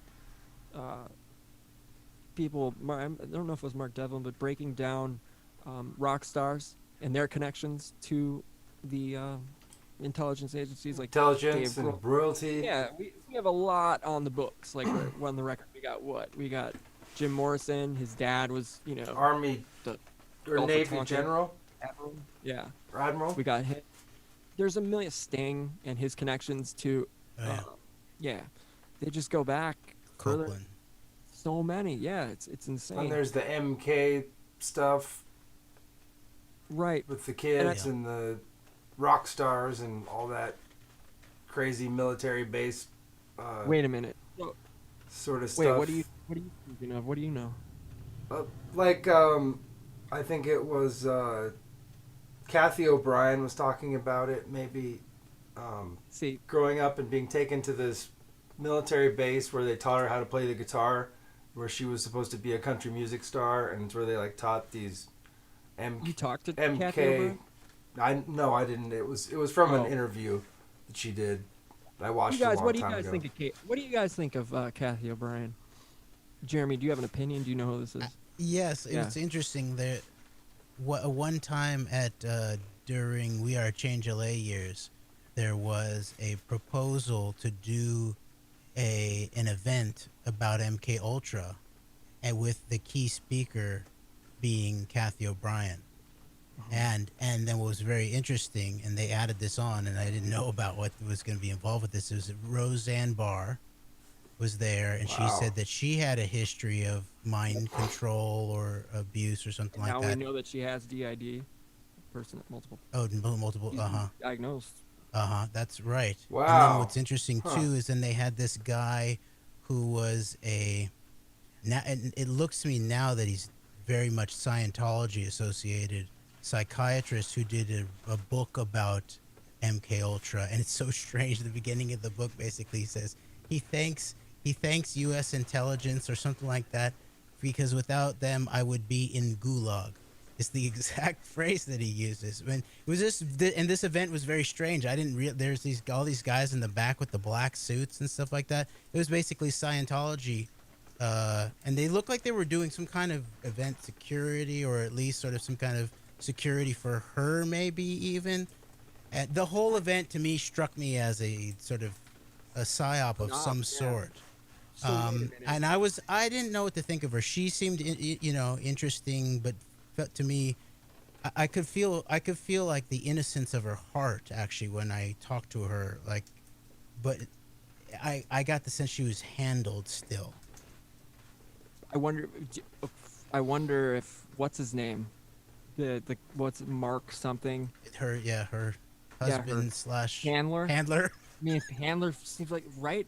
I mean, let's be realistic though. I mean, when we look at the salacious trash being peddled by people like Sarah Ruth Ashcraft or whatever the fuck.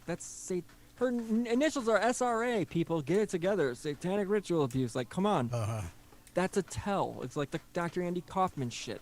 That's another tell, in my opinion. I mean, I don't care. I'll run with that all day. He's a quack, and I know that's a derogatory, anti-conspiracy. I don't give a shit. That guy's a fucking quack. That's who I think of when I hear the word quack. Definition. It's sort of a good, it's a good. I think of Andy fucking Kaufman right away. It just pops randomly. I don't have to do anything. No additional wiring, no batteries, nothing. But no, it just feels like the salacious trash that Sarah Ruth Ashcraft peddles feels like, I don't want to be mean, but it feels like it's Kathy O'Brien type. Like, she definitely has to name the names that this woman named in the book, right? In Transformation of America, saying look, I want it's awful. I don't want to believe any of that happened, right? That's awful. But if any of it happened, I do want to believe that it was Dick Cheney. Who Yeah. doesn't? Because he's the fucking devil. But I mean, the names, like, and I believe it's actually where when you go into Franklin scandal, you can actually kind of compare notes, right? I believe I feel like you can. Oh, interesting. Where in Franklin cover up, or within the Franklin scandal, it's talked about how some of the kids were telling their stories. And have you heard the Hunter S. Thompson stuff, Jeremy? No, I don't think so. Okay, so basically, one of the kids is giving his retelling. This is Franklin? Yeah, this is Franklin. He says that they were like blindfolded until whatever, and they're being flown, and he says he remembers being flown to McCarran Airport, or not McCarran, but Las Vegas, because he heard, them say it over the speakers wherever in the plane, or wherever he was. And he said, I remember him picking somebody up and then them flying back, and they went to Bohemian Grove after this. Okay. And they all went, he could name the spot, but it wasn't named in the book, kind of thing. Do you know what I mean? And then, but you can deduce that that's where they're going. Yeah. And then you also have, when they get there, the kid is like, I was forced to participate in some disgusting sexual behavior.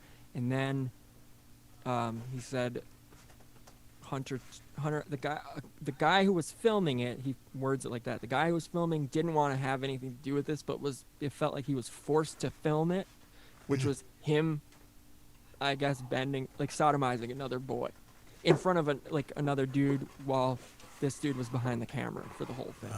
And it's alleged, he basically says it was Hunter S. Thompson without behind the camera.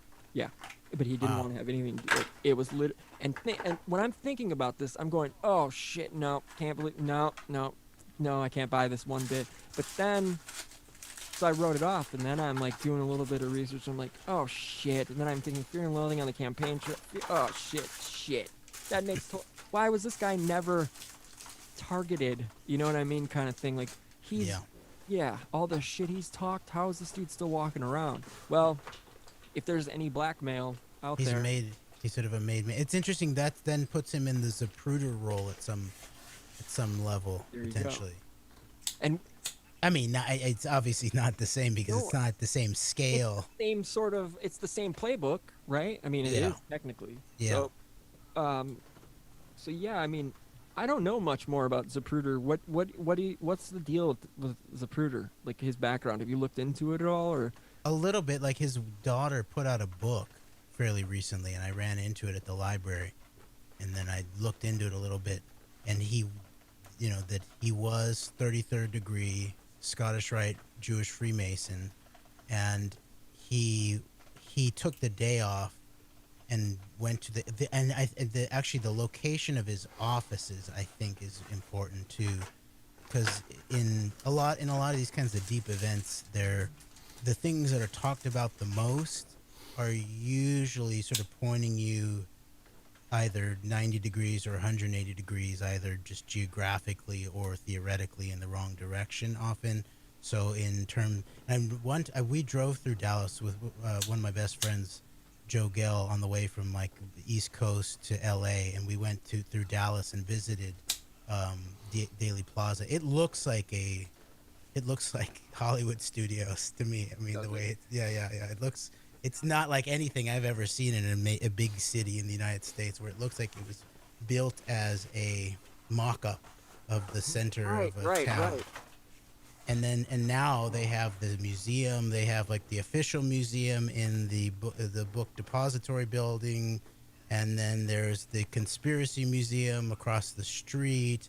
And it's all in the wrong direction. If you go, and I believe it's directly across from the plaza from the book depository building, where it's a building called the Tex building. That's where the uranium interests were. That's where the high-level ADL connections were. The guys who helped architect the whole John Birch, JFK is Bin Laden or something like that, right. Guilty of treason and all of that, and the scheduling of the event is all out of the Daltex building on the other side. And I'll bet you that there's also the case that there was, you know, even if you think about the snipers and all of that, there's probably a lot of activity in that area. Additionally, at the very least, in organizing what went down. And so who knows, the delay of the public release of the Zapruder film, it's obvious that there was something being hidden. Bunch of frames missing, right? Yeah, right. Exactly. I mean, and we're talking literal cutting room floor type shit. Yeah, I don't know how many frames precisely. We'd have to get the freight train Fetzer on here to talk about that, but I think he's on Michael Deacon right now, actually, probably. Interesting. But it's weird. I mean, like, what?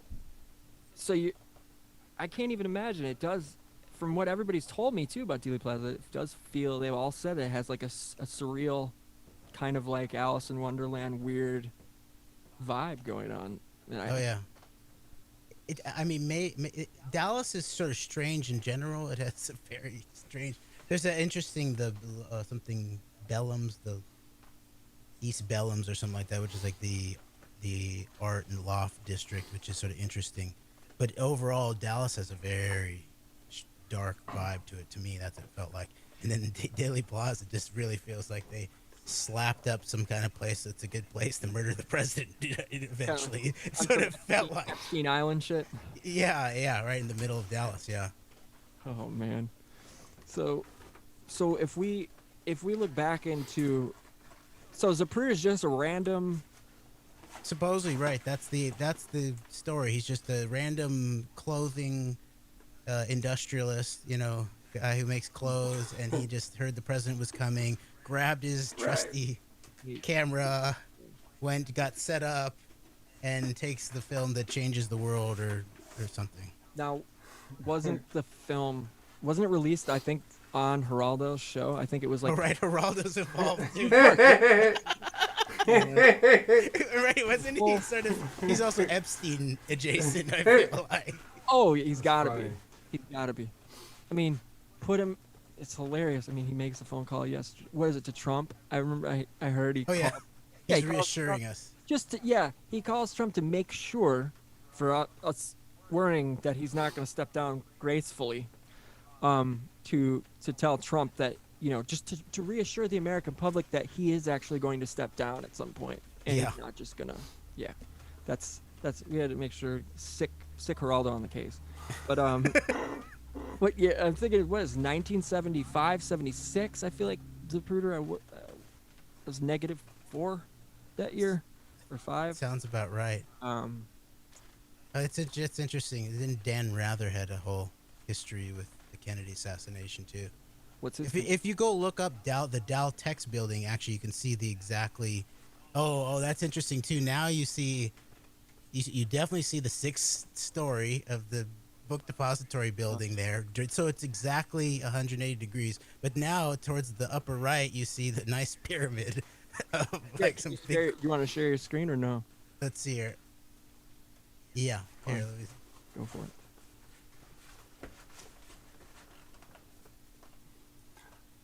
Let's see here. So I wonder if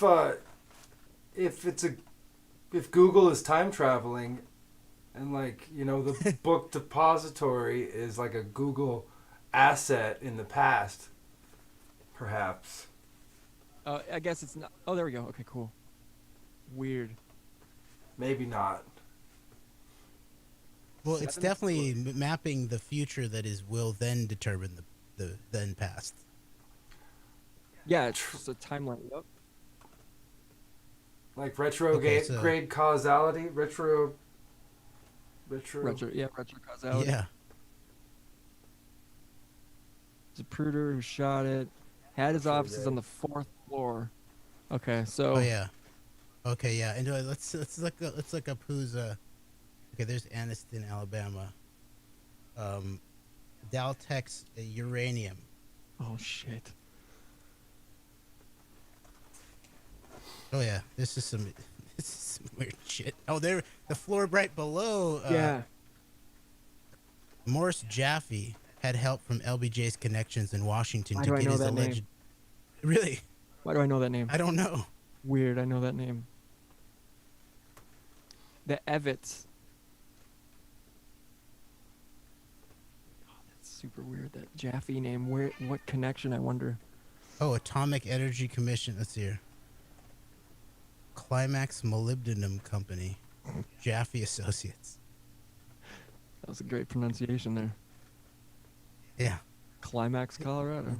The uranium mine at Climax, Colorado. Someone needs to look into that fucking town ASAP.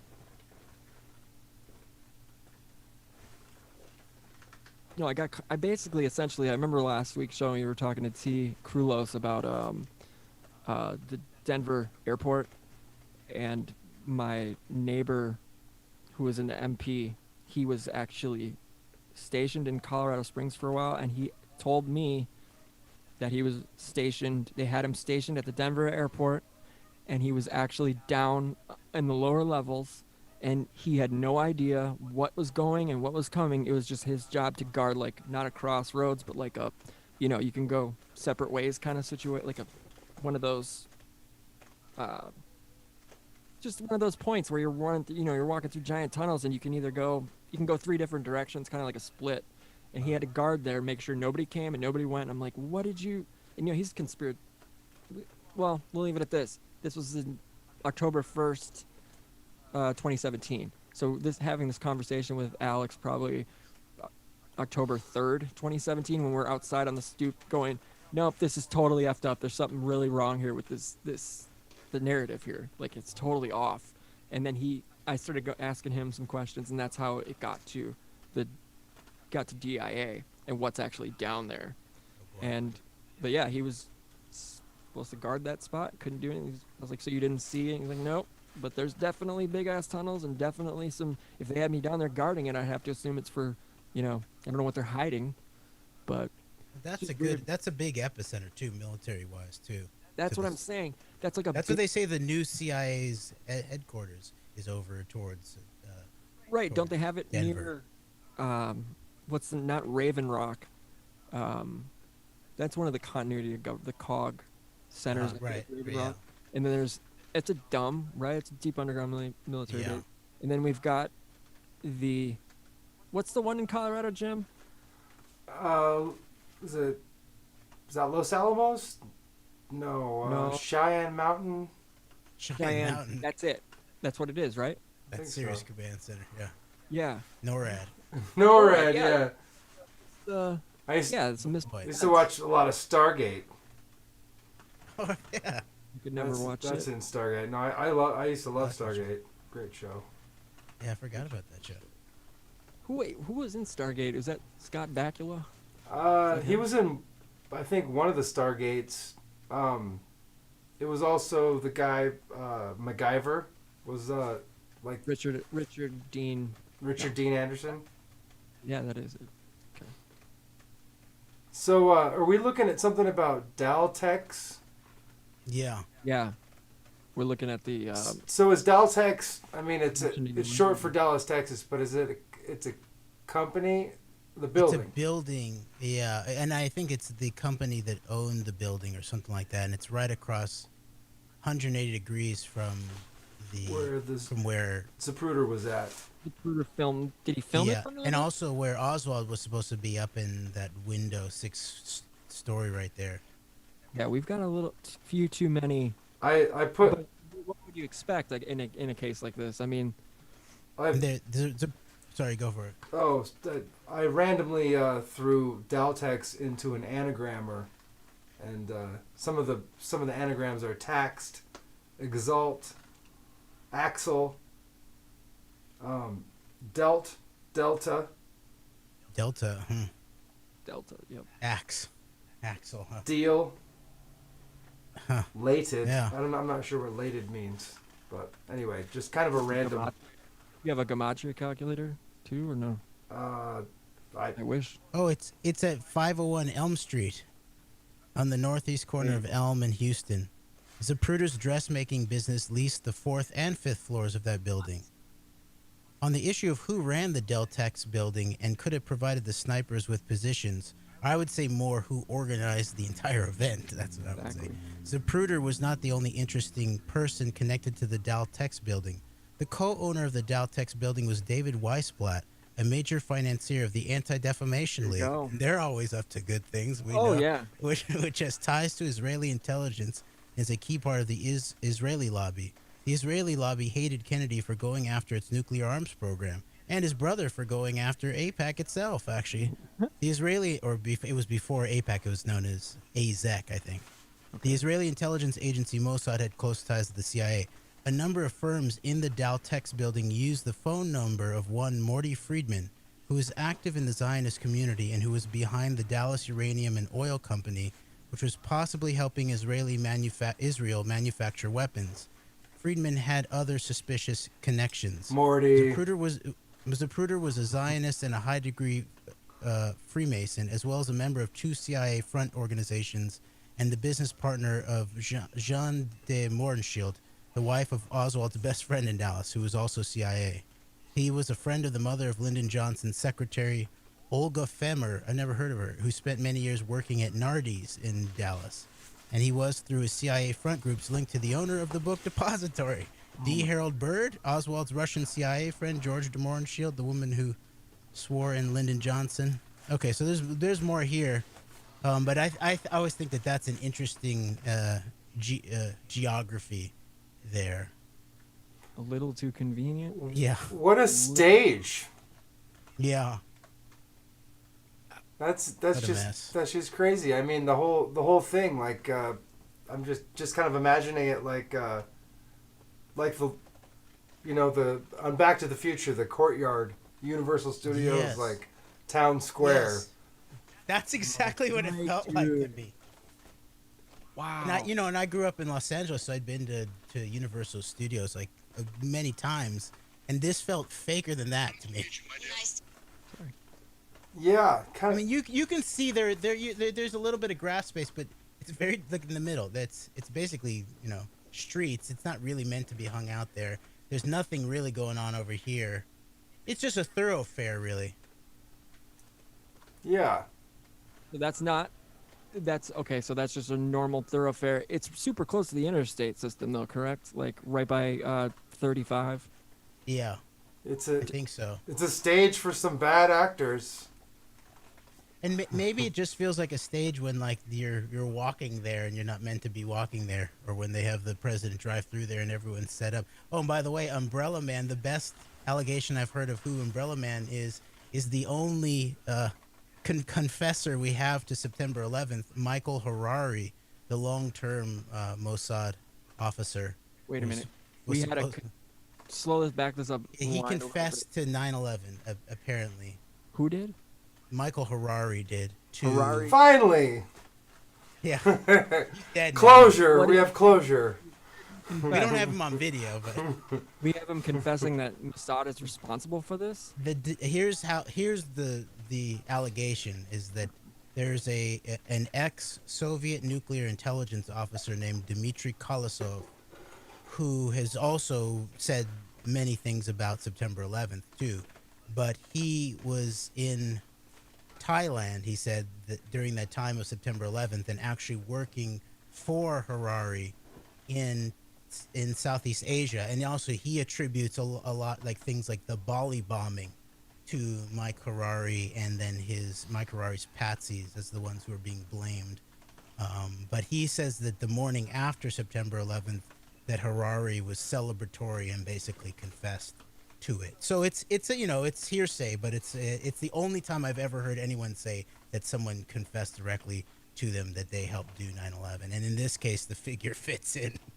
Yeah, dude, a little bit too. Maybe too much, yeah. Yeah, almost like it's like, oh, this, nope, put the ball in the round hole. But what's interesting is I'd never considered Harari before this, actually, even though he's like the classic Mossad officer. He was the guy. He ran Israeli intelligence in the Western Hemisphere, basically. All the time that we know of George H.W. Bush organizing the CIA's involvement in drug running throughout the Western Hemisphere, Harari was doing the same thing for the Israelis, and we barely hear anything about it. Holy shit. So was he born one of the mole kids, or was he just like an honorary mole kid? Harari? Yeah, because I thought that the mole kids did 9/11. Oh, I don't even. Who are the mole? The underground, the kids who live Yeah, they underground. crawl out of the dumbs. Yeah, that's where all the human trafficking and that's The you mole know, kids. that's The mole kids did 9/11. Did I still 9/11. have not yet seen that on a shirt, well, so it's not true. we might have to make weaving spider shirts. Yeah. There you go. But only only coffee spiders. Caffeinated, the caffeinated Yeah. spider. Oh, jeez. I gotta get a SP 303 like a doctor sample and just prime that out. It's coming. So when we go, I guess what other? Who Okay, I'll else? stop sharing this screen here That's all good. for now. Or should I keep? I can just keep it. James over. P. Hubble. No, this is weird. Hubble, is that Hubble telescope? I'm Oh, sure. Where is it? What do you see? It's the second paragraph. Designed by architects. Oh, James Hubble. P. Hubble. No, I don't think Yeah. so. Maybe not. And Herbert Miller. It could be. The Dallas National Bank Building. Herbert Miller Green. No, it's fascinating to just pour over what the, because I've never looked at it. I've never looked at this Wikipedia page in my life, so it's kind of weird to look at. Wow, he's got some beautiful his architecture. James P. Hubble. That's worth. Does he? That's worth a look. Yeah. Yeah, on some. Oh, look, Garrison himself said in Playboy in September 1967 that the building was in all probability as being one of 4 locations I was just in about which to ask, snipers fired it. was this a snipe? I was gonna say this feels like a sniper's nest, another location for a pretty good nest because you got everybody shutting the f up about it, and I'm assuming they probably when they went on to do some of the investigation, they looked into it, but this wasn't one of the. You don't hear the name of this building. You do from researchers, but you don't hear it as much as the obvious book. Was this building mentioned in Oliver Stone and Arnon Milchan's film? I'm not sure. I sort of doubt it. Yeah, it does Jim Mars mention it? I'm trying to think. I don't know. I don't have Crossfire. I loaned that to a buddy, so I don't even think I have any Jim Mars books here, and I own like 4 of them. Maybe it's in the film. I'm not sure. Because if Proudy's talking about it. Proudy was a key key input on JFK the film, I think. But I think but what's his name? Mars was the main one. It was based on his book, right? Yeah, Crossfire. Is it James And T. Hubble or James P. Hubble? Um, Never mind. James P. Hubble. Peter. Okay, there's a James T. Hubble that's active right now in architecture and art. Weird. I wonder that's probably his kid. Probably his kid. But going back, what is it saying about the conspiracy theories regarding the building? Well, that makes sense. All right, so that's one that shots possibly fired from there, a sniper's nest in the building. In September 1966, Triumph's Lawrence R. Brown published an article stating that the bullet trajectories were traced back to a second-floor window There you go. in the Daltex building. So it's all possible that the whole back into the left, back into that the whole Zapruder film scenario was actually meant to just distract from where the actual kill shots came from. It might be as simple as that. Yeah. And the driver doing it scenario, that might all just be distraction. Have you heard about the one where there was the president's wife was dressed in drag, like she was a Secret Service guy dressed in drag that day, and he shot I didn't hear the that. president I heard that she did just as herself. as herself. Yeah. Yeah, Jackie. Yeah, Jackie. Well, I will say this. Remember, all right, just going back to looking at the Life magazine, how it's so blatant that there's, well, the first shot, and you're looking at that photo, and the fucking street sign is just right all up in the fucking perfectly placed to block the first, like, anything coming from the first shot. So you get nothing there. I can't. Yeah. I just can't. I don't buy it, and it's too much. Okay, this is fascinating. It was definitely storyboarded beforehand. Yeah, that's what I'm Yeah, saying. that- Yeah, exactly. It's 100%, dude. So we're looking right now at the Warren Commission Exhibit 876, showing the location of the Dow Tex building. We have numbers 1 through 11 itemizing each of these buildings. Oh, I see. It's actually. Oh, okay. So to me, it looks like it's actually right next to It's the book depository building. It's ideal. It's got to think about that in the back and to the left, dude. I mean, Oh. looking at, for people audio only, we're looking at the Dealey Plaza, and we have the Dow Tex building, which we're talking about right now, right perfectly in the path of Elm, right? Yeah, Elm. Yeah. It's right there. It's right there. So I was wrong. It's not directly across from it. It's right next to it. Right, literally next to it, and it's on Elm. This feels like that's the spot, and it's close enough, far enough back to where it's not gonna. It'll like, sound like it came from the same place. It'll basically just a few degrees off, so it'll sort of look like it came from the same place. right. So when That makes sense. they go measuring trajectories and get all CSI on everything. Remember, it's 1963, and there's no film. There's one film of it, essentially. I'm sure there's another one. I can't remember the guy's name. He's got a funny last name. Well, look at the notice on the left-hand side there, underneath of the Texas School Book Depository, which is labeled number 1. Right. Yeah.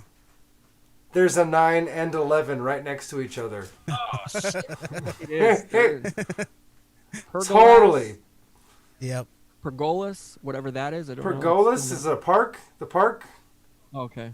maybe. It's like an arboretum. Pergolas. Pergolas. The pergolas. Pergolas. At the park. That's the grassy knoll. That's where the Zapruder was at. Yeah, that is Yeah. the grassy knoll. Yeah. Then so the fence would be right there, up and sort of surrounding the pergolas, probably, or something Okay. like that. And 9/11 is Yeah. the 11 is a triple underpass. Yeah. Triple underpass. Triple underpass. Wonder when this little key. 1963, probably. This was released in 63. It feels like it. Is it in your book? No. Oh, this. Because the book was, I guess the book or the life issue was actually, I'm guessing probably a week after it was released. I didn't necessarily find much on, because that was what I was looking it up for. I'll actually look it up again. Yeah, it was pretty propaganda-y magazine, that their Life magazine. The life and times of Lyndon B. Johnson, a little bit too hard. Okay, I see. So this is the Daltex building that we're looking directly at The in the depository picture here. to the left, correct? The depository is directly to the left, and then the pyramid sits on top of it. All too ominously. Whoa! I don't know if that was built after or what, Click but on that. I wonder if it's the same orientation of the pyramids. It looks like it. oh, that's 2003. This could be a later. That's basically the marking of their territory, I think. Yeah. Straight up. After the fact, yeah. What's Like the? looming. It's as lording- above, so below. With the two pyramids, the. They tagged it up. They've like, They did. yo, homie, you got nailed right here, bro. Hey, Like, hey, they hey. just tagged it up. Yeah, it's it's Osiris's prick. Oh boy, this is a creepy spot, though. It is. I mean, maybe if it hadn't happened there, maybe it wouldn't feel so creepy.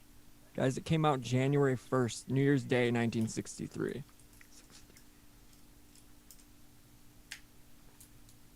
Huh. I'm not even gonna do number running on this one, but wow. So I wonder what building that is lording. This one? Yeah. Yeah. Find out who Yeah, built let's that, see. who owns that. Okay, Yeah. so downtown Dallas skyline. Okay, let's look at the.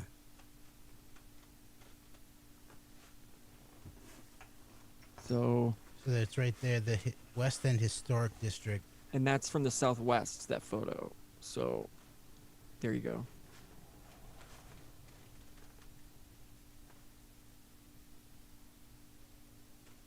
So it's over here somewhere, probably, huh?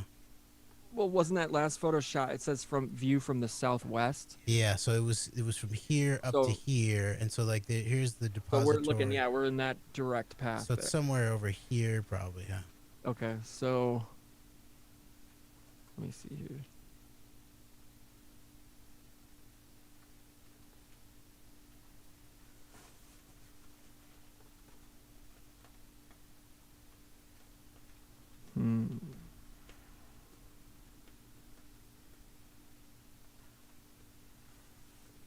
Oh, I wanted.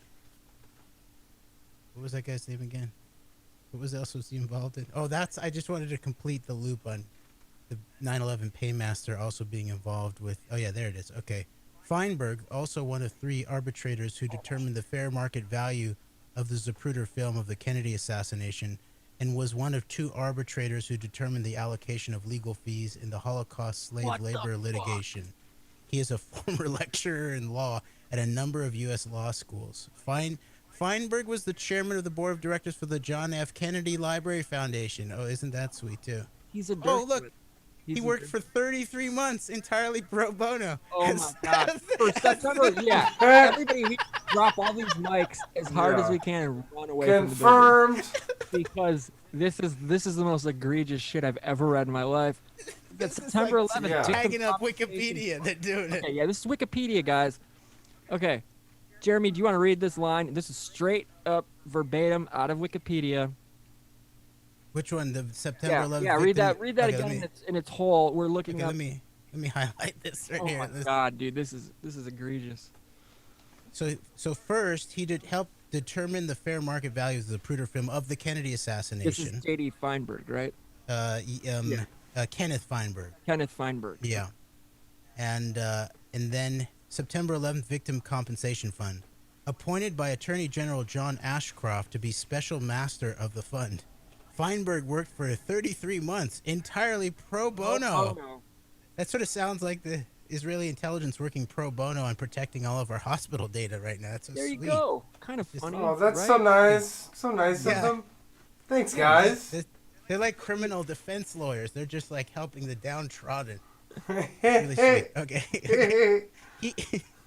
he administered this program that basically this was the epicenter of the 9/11 cover-up because they didn't want any of the family members having standing to take it into a court where there could be discovery and witnesses and expert testimony and all of that. Remember how crazy it went when they tried to even put the patsy of 9/11, Khalid Sheikh Mohammed, on trial in the Article 3 civilian court in Manhattan during the Obama administration, and all the 9/11 perp adjacent people went crazy. They went totally crazy against it and shut it down.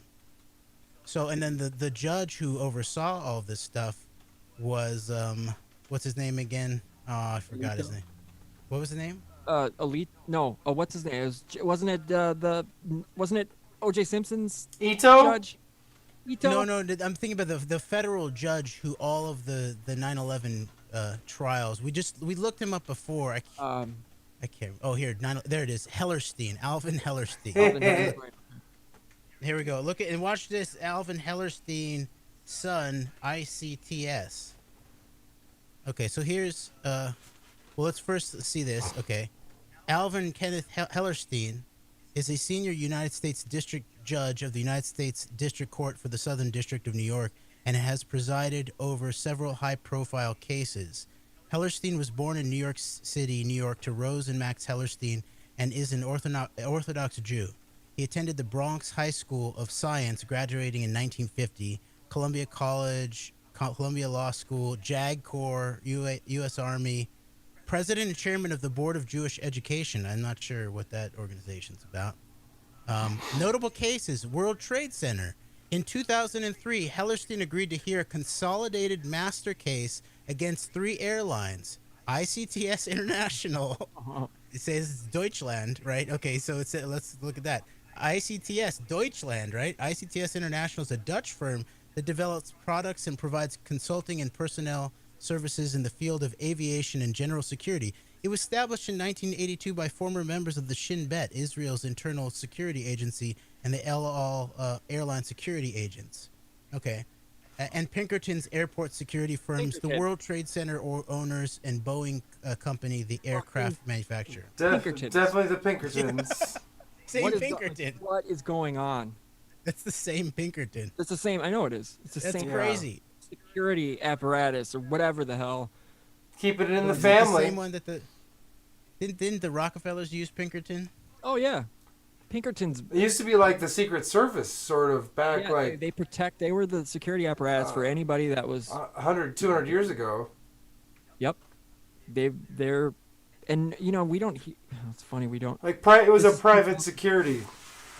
Right. Yeah. It's like Illuminati. Like the Blackwater of Yeah. their age, but domestic, Yeah. like domestic policing. Yep. That would make sense. Okay, so here on January 12th, 2006, Hellerstein dismissed the last remaining property damage claim against New York City while leaving pending several other suits against other parties, among them the Port Authority of New York and New Jersey. According to Reuters, 6 insurers sought repayment from the city for expenses arising from the collapse Of Building whatever 7? a 47-story office building near It the Twin doesn't name it Towers. either. It It's won't Building even 7. say Building 7. It's fucking Building 7, and they won't even say it. 47 stories? That's Building 7, which adds up to 11. That's interesting. There you go. Yeah, I was about to Hell- say, yeah. where's the calculator? Yeah. Hellerstein ruled New York had sovereign immunity. All right. And so basically, you have Kenneth Feinberg paying off the family so as few cases go in front of Judge Hellerstein He has sovereign as immunity. possible. And he rules that the New York City has sovereign immunity. Okay. Now, here, Judge Hellerstein's unethical connection to key defendants. We just read on his Wikipedia page that he oversaw the ICTS case. And now here is an article from Christopher Bolin. 9/11 judge is connected to Rothschild-funded Mossad culprit ICTS. Hellerstein, it is very crass, and it probably will come back to be critical of me, but there is an expression that is sometimes very useful. Money is the universal lubricant. Oh, It makes it easier to go on with one's life. oh my God, what a sick fuck. Look at this dude. This dude looks like a gangster to me. I'm sorry. He I know does. I know he's honorable federal judge. I know he oversaw this important case. I'm sure it was all just, and he, you know, this bastard judicial system is so corrupt. 9/11 widow Ellen Mariani. I'd probably go with her, actually. He's the judge who handles all 9/11 in litigation. His son is an Israeli lawyer who emigrated to Israel in 2001 and whose law firm works for and with the Rothschild-funded Mossad company responsible for the 9/11 terror attacks. That's a powerful assertion, Bolin. Yeah, it is. This presents a clear case of criminal conflict of interest and explains why Hellerstein has protected the Israeli culprits of the false flag terrorism of 9/11 by preventing a trial and blocking any legal discovery of what really happened. Oh, you know who else was involved? Wasn't it Ari what's his name? What's the guy's name? The former press secretary for Bush? Ari Chabad? Fleischer. Yeah, Ari Fleischer, dude. Wait, where is he? He's connected? I don't know. I think he's also connected to Ari Fleischer's brother, ICTS, or what was that? That's maybe not be true.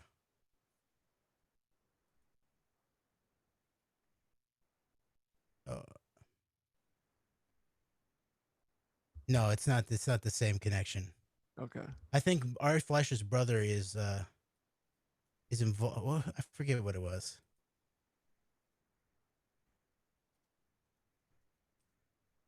This is quite a mess, dude. Look at this. Ari Fleischer, 9/11, Israel's point man in the White House. Oh, Jesus. Oh, there he is with the Chabadniks. I mean, this is so interesting because, like, the United States, America was it was like actually the domain of like the Jewish reformists and Jewish conservatives. So wasn't Ari? What do you say? There he is. What the fuck? What? Come on, Ari. He's got the still of him.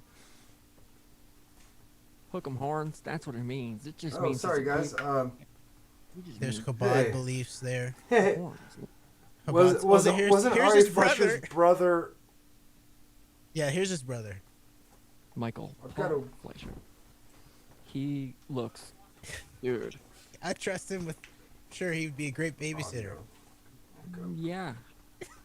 I think. I don't know. He doesn't have that. Ugh.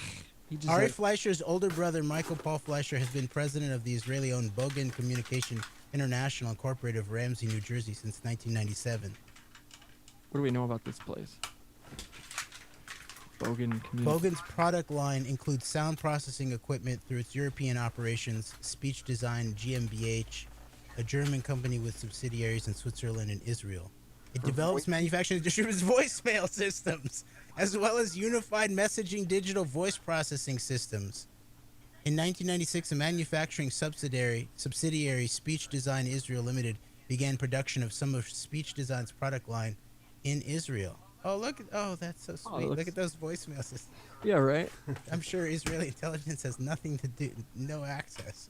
No. Oh, dude, that would totally. This is when you had to use these phones, the bells, Ma Bell. Oh, look, it's designed and developed in the USA. Of course. Yeah, of course it is. Oh my God. It's sort of like Breitbart. Exactly. Yeah, they're American. They're American. It's conceived in Israel, made in the USA. Oh, dude. Insane. We make it easier to communicate. When did you do that in LA We Are Changed? What did you know? Do you know Luke then, or something, or what? We ended up meeting Luke in 2000. I think it was 2007 when we started We Are Changed LA, and we went to New York that year. And I was against. I thought we should just start our own separate thing, because what we were doing was there was an LA 9/11 Truth group, but it wasn't very activist oriented. It wasn't very street oriented, and we wanted to do like a think act tank where we would sort of take strategic action. And we developed some interesting stuff. Like we developed like a bannering above freeways with really big blue clear banners about what to search for and stuff like that. And so the other co-founders wanted to be associated with We Are Change and InfoWars and all of that. And I didn't want to. I thought we should just do our own thing, but I compromised, and so we just called it We Are Change LA. So real quick, why don't you where did you get started? Like, where do you get started in all this? Where do you, like, how do you fit into the equation that is, like, how did you start looking into, awful acts? And, I mean, just basically what sparked your, like, where are you in college? Like, give us... That's sort of when I started getting interested in things. Like, okay. I went to college in Williams College in Western Massachusetts. It was going to be 96 to 2000, but then I took a year off after my sophomore year, so 97 to 98-ish, and went back home to LA, and I started working with a peace lobby organization out of Sane Freeze. It was known as Peace Action at that time. And that's sort of when I got started researching about foreign policy and the military-industrial complex and stuff like that, and then went back to college and finished and did more like teaching and DJing and music production with friends and up in the Northeast area, and then eventually moved back to LA and went to work again for the Peace Action group in LA, and then began studying a lot more about like deeper truth and deep politics stuff, and started seeing how it was connected and started talking to people within the organization. And when I got to like 9/11 and then Israeli involvement in the war policy post 9/11, it got very uncomfortable. And then they shut down our LA Canvas office at that point. And it was around that time that I was really getting into studying 9/11. Because when I lived back in the Northeast, we like the year after I graduated from college, lived with a friend in like a small little really beautiful house in like southern Vermont, and had a job teaching music to like a K-8 school, all contained. Didn't even have internet for most of that year, and so didn't really know that there was anybody. And this is right, 9/11 happens the September after I graduated from college, and all I heard was like every so often I could hear like some Democracy Now! On some public, community station from Bennington, Vermont or something like that, and heard Amy Goodman and Noam Chomsky and stuff like that. But I had no clue that there was even people that were like questioning what had happened on 9/11. I knew it was shady. There was some. It felt weird the day of, Yeah. because I was actually with my family down in Southern California the morning of, and I remember that Steve Pichenik's writing partner, Tom Clancy, was on television the morning of, and I was like, "What? I thought this dude was a fiction writer. Right. What he's analyzing what for us here now?" But I never really looked at it. And then, like, somewhere in 2004, I remember, like, we were doing hip hop shows in the sort of Pioneer Valley area and go to shows, do stuff. And I remember getting a flyer outside of a hip hop show in Northampton, Massachusetts. And it was like a deception dollar and some other stuff. And it led me in the direction of, like, Michael Rupert investigations. And that never quite got me all the way there, because it didn't take me to the epicenter of ground zero. And so it was still sort of in the realm of they knew things, they might have let it happen and all of that. And so it wasn't until I moved back to LA with my friend Joe, and that's actually when we went through Dallas, was when we were moving from East Coast back to LA, where in LA I heard on the radio like lectures by like David Ray Griffin, and they would play snippets of Loose Change, and then I just was off and running and doing reading and stuff like that, and just continued ever since on that, really. Right. So I was gonna say, so you were running a canvas office in LA then for the LA We Are Change? Peace Action. Okay, Peace Action. Sorry. Yeah. Dude, well, as long as it wasn't the Pergs, right? No, it wasn't the Pergs. It was sort of adjacent. Yeah, that's what I did when I moved to Austin. Yeah. I was canvassing for the Pergs, Tex Perg. And But that's, no, what's his name? Nader started those, right? I believe so. Yeah. Yeah. They're like up there with Sierra Club, but Sierra Club, I'm looking into them. I was like, wait a minute, this whole network is just wrought with gross shit. Do you know what I'm saying? Like, ugh. Yeah.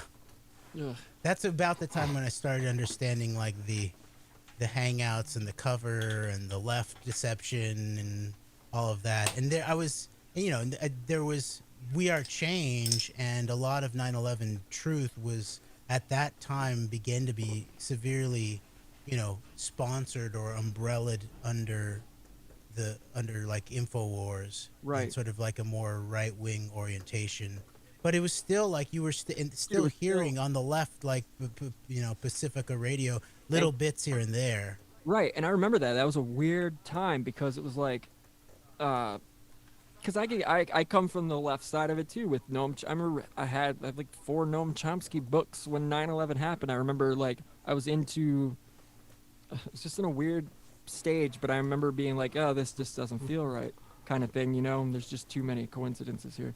But then when he found the passport, I'll never forget. I remember that going through my mind, going, this is wrong. No, this is fake. Like, all of this is bullshit. Not all of it, but, because you're just, like, sucking it up and kind of still watching shit burn. It's like, I can't think like that right now, but it's kind of like, no. I remember getting that chill and just being like, this is, they know way more. But it's wild. It's wild to think about. So are you teaching, like, are you still teaching right now? What are you doing you teaching music? No, I don't teach anymore. I Okay. mainly just do radio, working on developing radio. Okay, awesome. What kind of like real old radio, like transmitting and stuff? No, just like programs, like doing the Antedote, and then we have a program on community radio in Kansas City Nice. called Understanding Israel Palestine. So where what did you, I what did- sort of supply the deep politics analysis. Where you're an expert. where would I find No. where would I find that? It's on kkfi.org, called Understanding Israel Palestine. So And we're going to start posting like all of our past shows. We've done it for like a year there for every month, and now we're doing it every week. We sort of rotate as producers. So how did you fall into the category of like what you're, with Israeli, Palestinian, what lit your fire for this? Like what, besides 9/11, besides all, is there anything you can really think of or pinpoint that kind of lit a fire underneath you?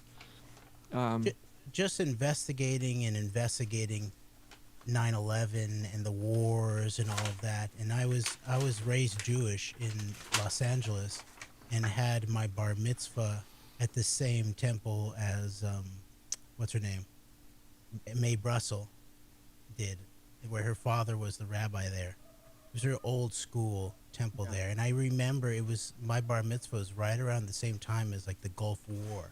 And I remember one of my friends that I played soccer with at the time, he really understood the injustice of the Gulf War and what was going on at all that time. And I didn't really understand it at that time when I was 13. And, you know, later on, I began to connect the dots in relationship to U.S. foreign policy post 9/11, especially in terms of Iraq War and all of that kind of stuff.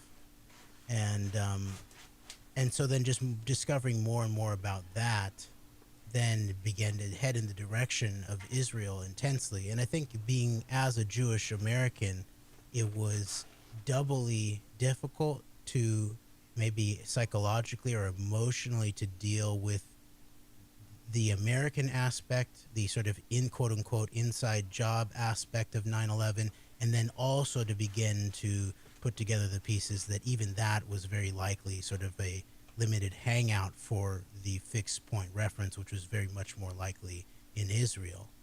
And then sort of begin to look more into the actual geopolitics on the ground there, and Palestine and the background of Israel and Israel's history and all of that. And it's even to this day, that's why like our show in Kansas City is split amongst three of us, two women that I met in a local group over there called Citizens for Justice in the Middle East. And one of them actually focuses a lot more on like the direct Palestinian perspective and talks to Palestinian activists on the ground, and like doctors from a COVID perspective, or people who know what's going on in Gaza, but also Palestinian academics and activists here in the United States. And then our other co-host, she really deals with it from like a international perspective, international law, people from non-governmental organizations talking about the law in relationship to Israel, Palestine. And then I deal with the sort of hardcore geopolitics of the Israel lobby, Israeli espionage, the relationship of I interviewed the author Seth Abramson, who's written some of the most thorough sort of mainstream reporting. It's sort of synergistic journalism of like all the mainstream news about 2016 and the Trump collusion background. And so I interviewed him specifically about a second book, which is called Proof of Conspiracy, that delves into the Middle Eastern component of the 2016 election operation, which centers around people like Netanyahu, George Nader, who is at the epicenter between the UAE and Netanyahu and Putin, and then back to the United States, and is also now an accused or convicted pedophile, I believe.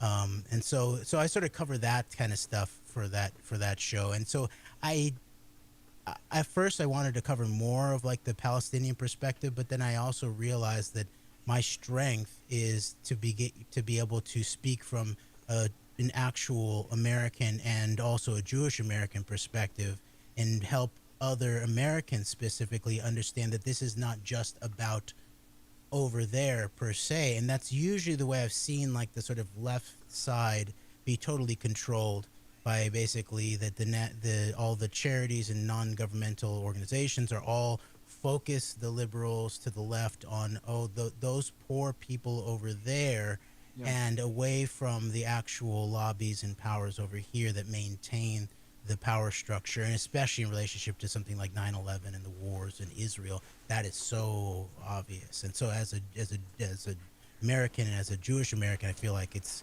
in my wheelhouse and also my responsibility to deal with the American component of this Jewish state power thing. For sure. So I have a question for you. I don't mean to sidebar too much, but was it a big deal, the coin, with Trump on it, linking him to Saul? or to the wasn't it It's to all- Cyrus? I think. Cyrus, yeah. Yeah, I don't know. It wasn't in my sphere, but I imagine it probably was in like some of the sort of orthodox spheres is Israeli centric. But I don't know. I don't know. How the cultural yeah. I mean, I think there's a lot made of it. Like if you look at the numbers in terms of voting for Trump in the United States, obviously like the majority of Jews voted against Trump, but the vast majority of Orthodox Jews voted for him. Yeah. That seems to be the case. And I think that's largely because of the power of like Chabad, and that a lot of ultra Orthodox, you hear about the small groups of ultra Orthodox who are like anti-Zionists per se, but they don't have a lot of political sway and power. And I guess the thing is, like, if you go to Russia, Chabad is like 98% of the Jewish community life there.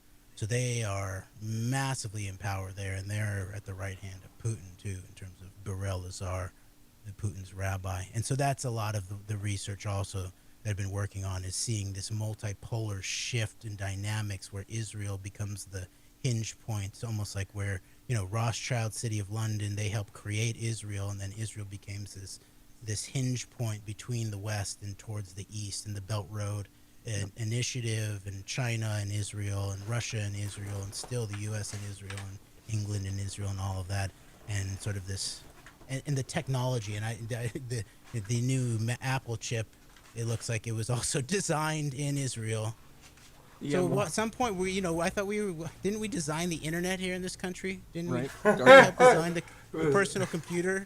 But we can't design our chips. We have to have a country the size of New Jersey design our chips for us. Is that what the M1 chip is coming from there? That's what it looks like. Yeah. Wow. Fuck you, Intel. It's also there's an Israeli designer. It's not Intel anymore. No, I know. That's what I'm saying. Oh yeah, but Intel was designed there too. Oh, of course it was. Of course it was. So that's what I as an American, we need to reincorporate our political power. We need to reintegrate, maybe would be the way to say it, our technical power, our industrial power. We still have it here. We've just been destabilized, and there's a sucking sound, a transfer sound going on here, and we need to reestablish ourselves. Do you get harassed? I'm sure you do, for talking shit on Zionism when people don't even fucking understand any of it. Essentially, a lot of people don't. They just you get the knee-jerk reaction. Idiots, not idiots, but I guess. And then you say anything in a negative connotation, you're an anti-Semite. Yeah. It's been weaponized. Clearly. It can happen like that. I've seen. It depends on what kind of. If you're on the internet, like if you're often like not on sort of like YouTube channels or something like that, I'm not receiving like tons of stuff like that. But like where soon after Greg and I met, we went to this event at the Kansas City Public Library that was sponsored by the Kansas City Public Library, the Truman Library Institute, and the Jewish Community Foundation of Kansas City, and they brought the former diplomat to Israel, Dennis Ross, there, who's a part of this AIPAC offshoot, the WINEP, Washington Institute for Near East Policy, which is where this infamous clip of this guy Patrick Clausen in 2012, where he's saying, how are we gonna get to, we're in the game, people, how are we gonna get to an American president to war with Iran? And he architects about false flags or covert operations or deceptions, and Dennis Ross is sitting right next to him on that panel. And so Ross gives this lecture, and then they open it up for questions, and I ask a question about a series of facts. One of them that I just discovered in relationship to that event was that the Stern Gang, which is also known as Lehi, which was like the most sort of militant extremist Zionist terrorist group, and they would flip very intensely in terms of their political affiliations. They would work with Stalinist Russia, and then they would also work with Hitler's Germany, and they were, they were sort of like, Stalinist fascist types, and definitely down with terrorism, and involved with like the Irgun, who helped blow up the King David Hotel, where there was lots of British people, including Jewish Brits. So obviously it was like a Jew-on-Jew violence of some sort to found the state of Israel. But I brought up this fact that group had sent a letter bomb to President Truman the year before he recognized Israel, and it was depicted in his daughter's Margaret's book. And then I brought up the King David Hotel bombing, and then I made an assertion about September 11th and Zionist elements there, and so then we were having a back and forth, and then out of nowhere I get grabbed by the security chief of the quote-unquote Jewish community of Kansas City. It's sort of like a trademark. It's a corporation of different groups, and they hired. There was a shooting by this very shady character. Before the shooting, he was shady too. Sort of Ku Klux Klan associated guy, but who was on the radar of like the Southern Poverty Law Center and did a shooting outside of a Jewish community center in Kansas City in 2014. And then so soon thereafter, they hired a Jewish community security officer for the entire area for all of their facilities. And so then this guy met this Kansas City police detective at the Fusion Center. They were both working at the Department of Homeland Security Fusion Center in Kansas City. And then 6 months before this event, they both went on this finance trip to Israel to visit the sites, to visit the Knesset, to train, to see the wall, to sort of see where the Palestinian terrorists lived on the other side of the walls, the way that the detective said it. And then 6 months later, they both were involved in grabbing and then having me arrested at this event while I was at the microphone using civil speech. And then I was under charges for more than a year alongside the Kansas City Public Library employee who helped organize the event and allowed the security to come in the first place.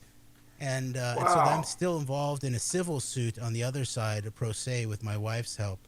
We eventually got them to drop the charges. The librarian won his case.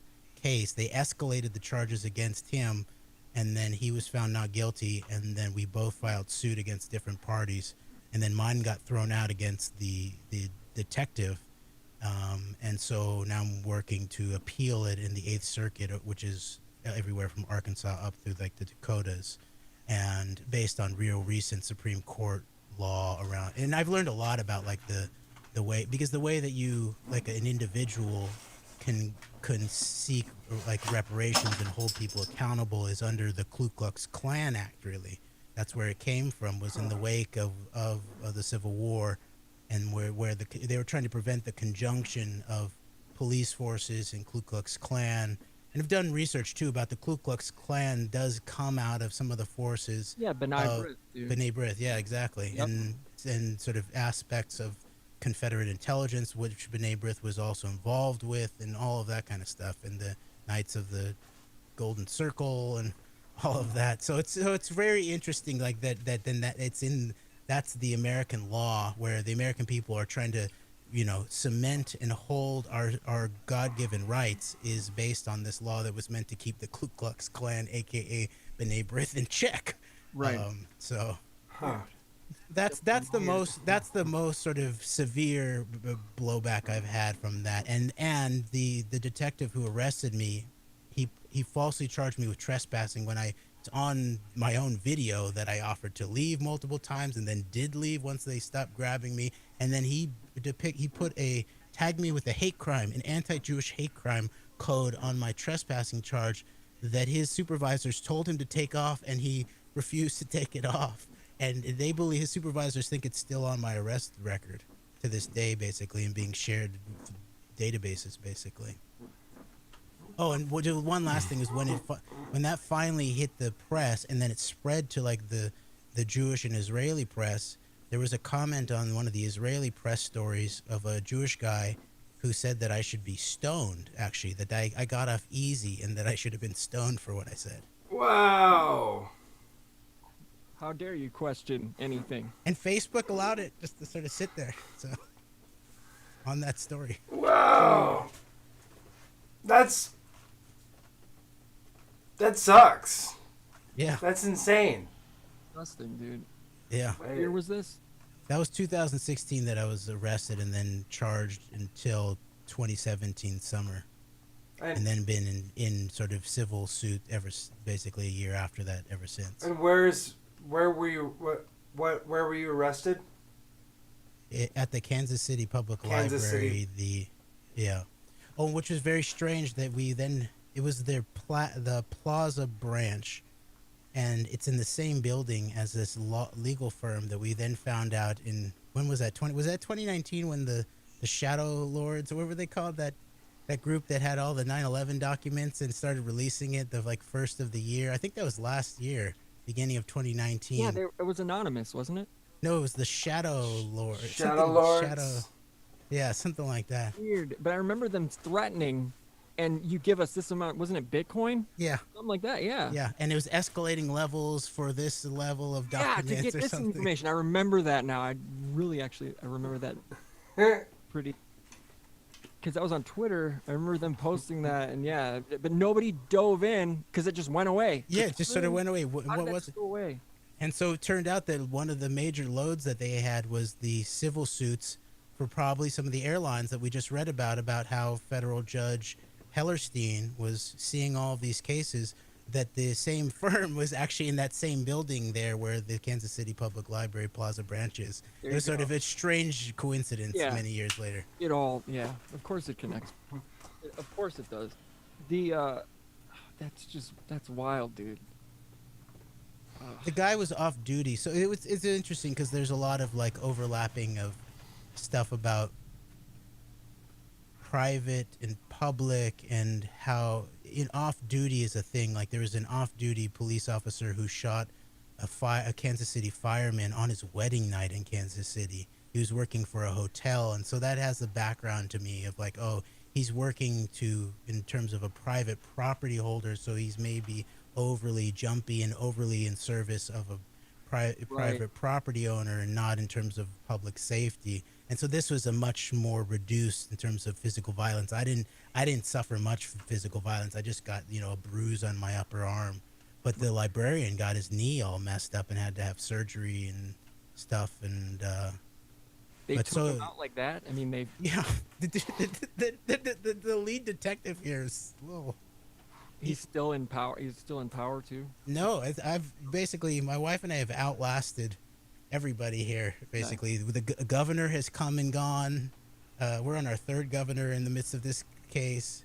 The police chief has come and gone. That police detective was let go at the end of 2018. Something. The head of the security for the Jewish community has been since let go. And since they've actually acquired a Secret Service guy, and I actually met him, and he's much more with it. Secret Service, they know how to deal with like people in sort of First Amendment kind of deals, So much. As long as you don't get in a car with them, I guess you're cool. Right. I guess maybe the Trump COVID ride with the Secret Service was to get karma for the Kennedy. Yeah, collect that up. Yep. Collective punishment. It wasn't fair, but. So since we are in such a weird spot right now, we're in some weird limbo state, but we know, I think I'll assume that all of us are on the same page with like, well, there's whatever the hell is going on right now, behind the scenes type shit. But I mean, we can always speculate, and that's always fun. So, where do you think this is going? I guess to close out the evening, I guess, like where do you see what are you seeing from this, Jeremy? I'm curious to know, like, how are you, what's fitting into what in your brain, if anything at all, or where do you see this going? Do you think it's going to be the way it is? Do you think with Biden setting up that office and that whole bullshit, backdrop with office of the president-elect, which is bullshit because technically he's not even the president-elect until the Electoral College comes in and deems him the president-elect, correct? I mean, if we go by... That's not the norm. The norm is that when it's sort of seen that he's likely to be the winner, they would use the civic custom. It's not law, but the civic custom is for it to be passed on, or at least some transition to begin preemptively or something. And what I guess I heard a few things earlier this afternoon about them. The team is complaining that they're not getting, the transition team is actually freaking out because they're not getting classified briefings. They're bugging out.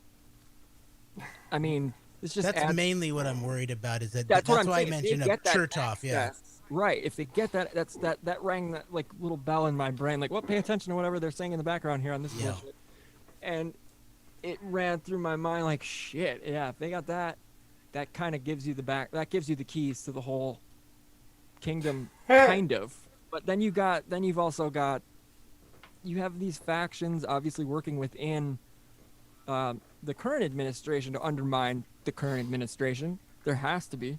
And then we've got the career bureaucrats, obviously, just being grimy as usual. But I don't know. I don't know what to make of this. And I felt like last week at this time, after, they crowned Biden and all that nonsense, I felt like, okay, this is going to be a weird couple next few days kind of, and then hopefully something will kind of be put in place to where we'll have a little bit of clarity here. It doesn't seem like that's going to be the case. It seems like he's going to drag it out. I don't know, Trump. I don't know, though. I don't know. I really, this is a weird ass, because I find it's like, we're all asking each other, like, all right, guys, how do we approach this? You know what I mean? Like, I don't expect NPCs to really, do much thinking here on this one. It's kind of like, okay, accept it for what it is and just move on. Try and move on with your life, or whatever you have left of your life after COVID. But I feel like there's enough people out there that do care enough, that are now out of work per se, if you want to go there, that have a lot of extra free time on their hands to research, to do, to look into some of these things, which that's, I don't know if our government should worry about something like that, but you'd think that they would on a certain level, but then also, they put out so much nonsense to keep the play going, so to speak, I guess. So I don't know. It's just weird. It's kind of like we're looking to each other for any little inkling one of us might not pick up, the other might pick up. I don't know. I really don't know what to make of this whole thing. I don't. And I've been asked by numerous people, and I don't know. I don't see any outright anything, but I mean, like I said, that one little thing rang my alarm bell. Kind of the idea, I think, right now is that we don't see where it's gonna go. It's mass confusion, I think, is part of the plan. Yeah. I mean,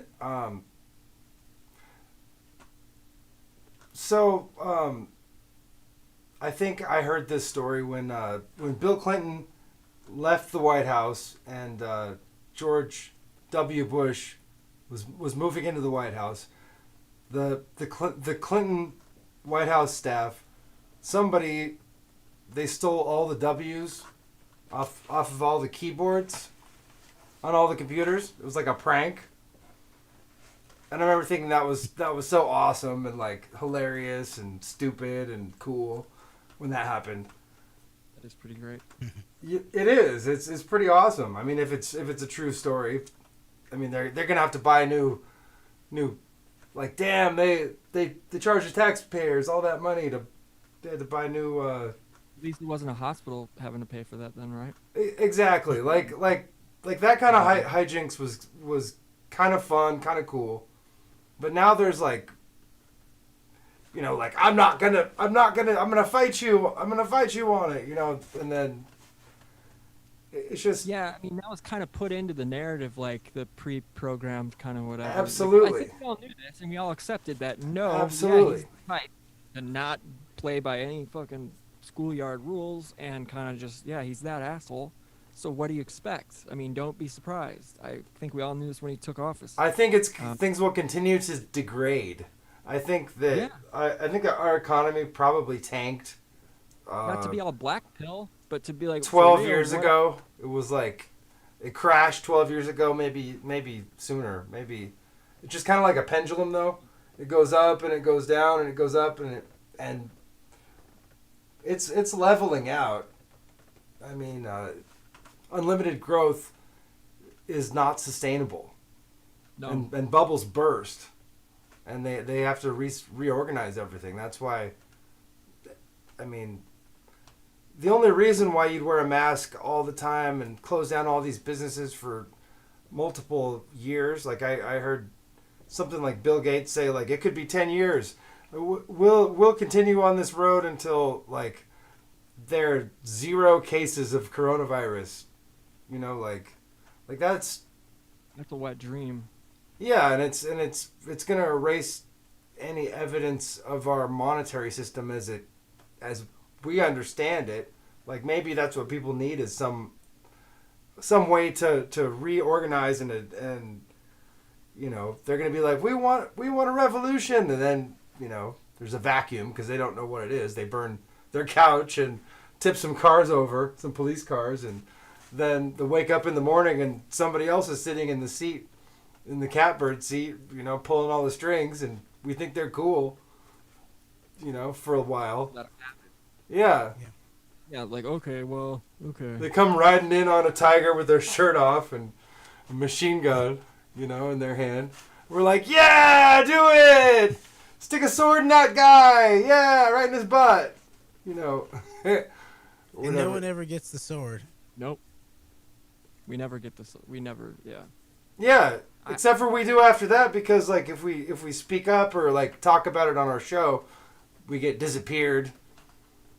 Yeah, but we get the sword. The other people, yeah, other yeah, folks exactly. being replaced don't get the sword. Yeah. Yeah, it definitely has that.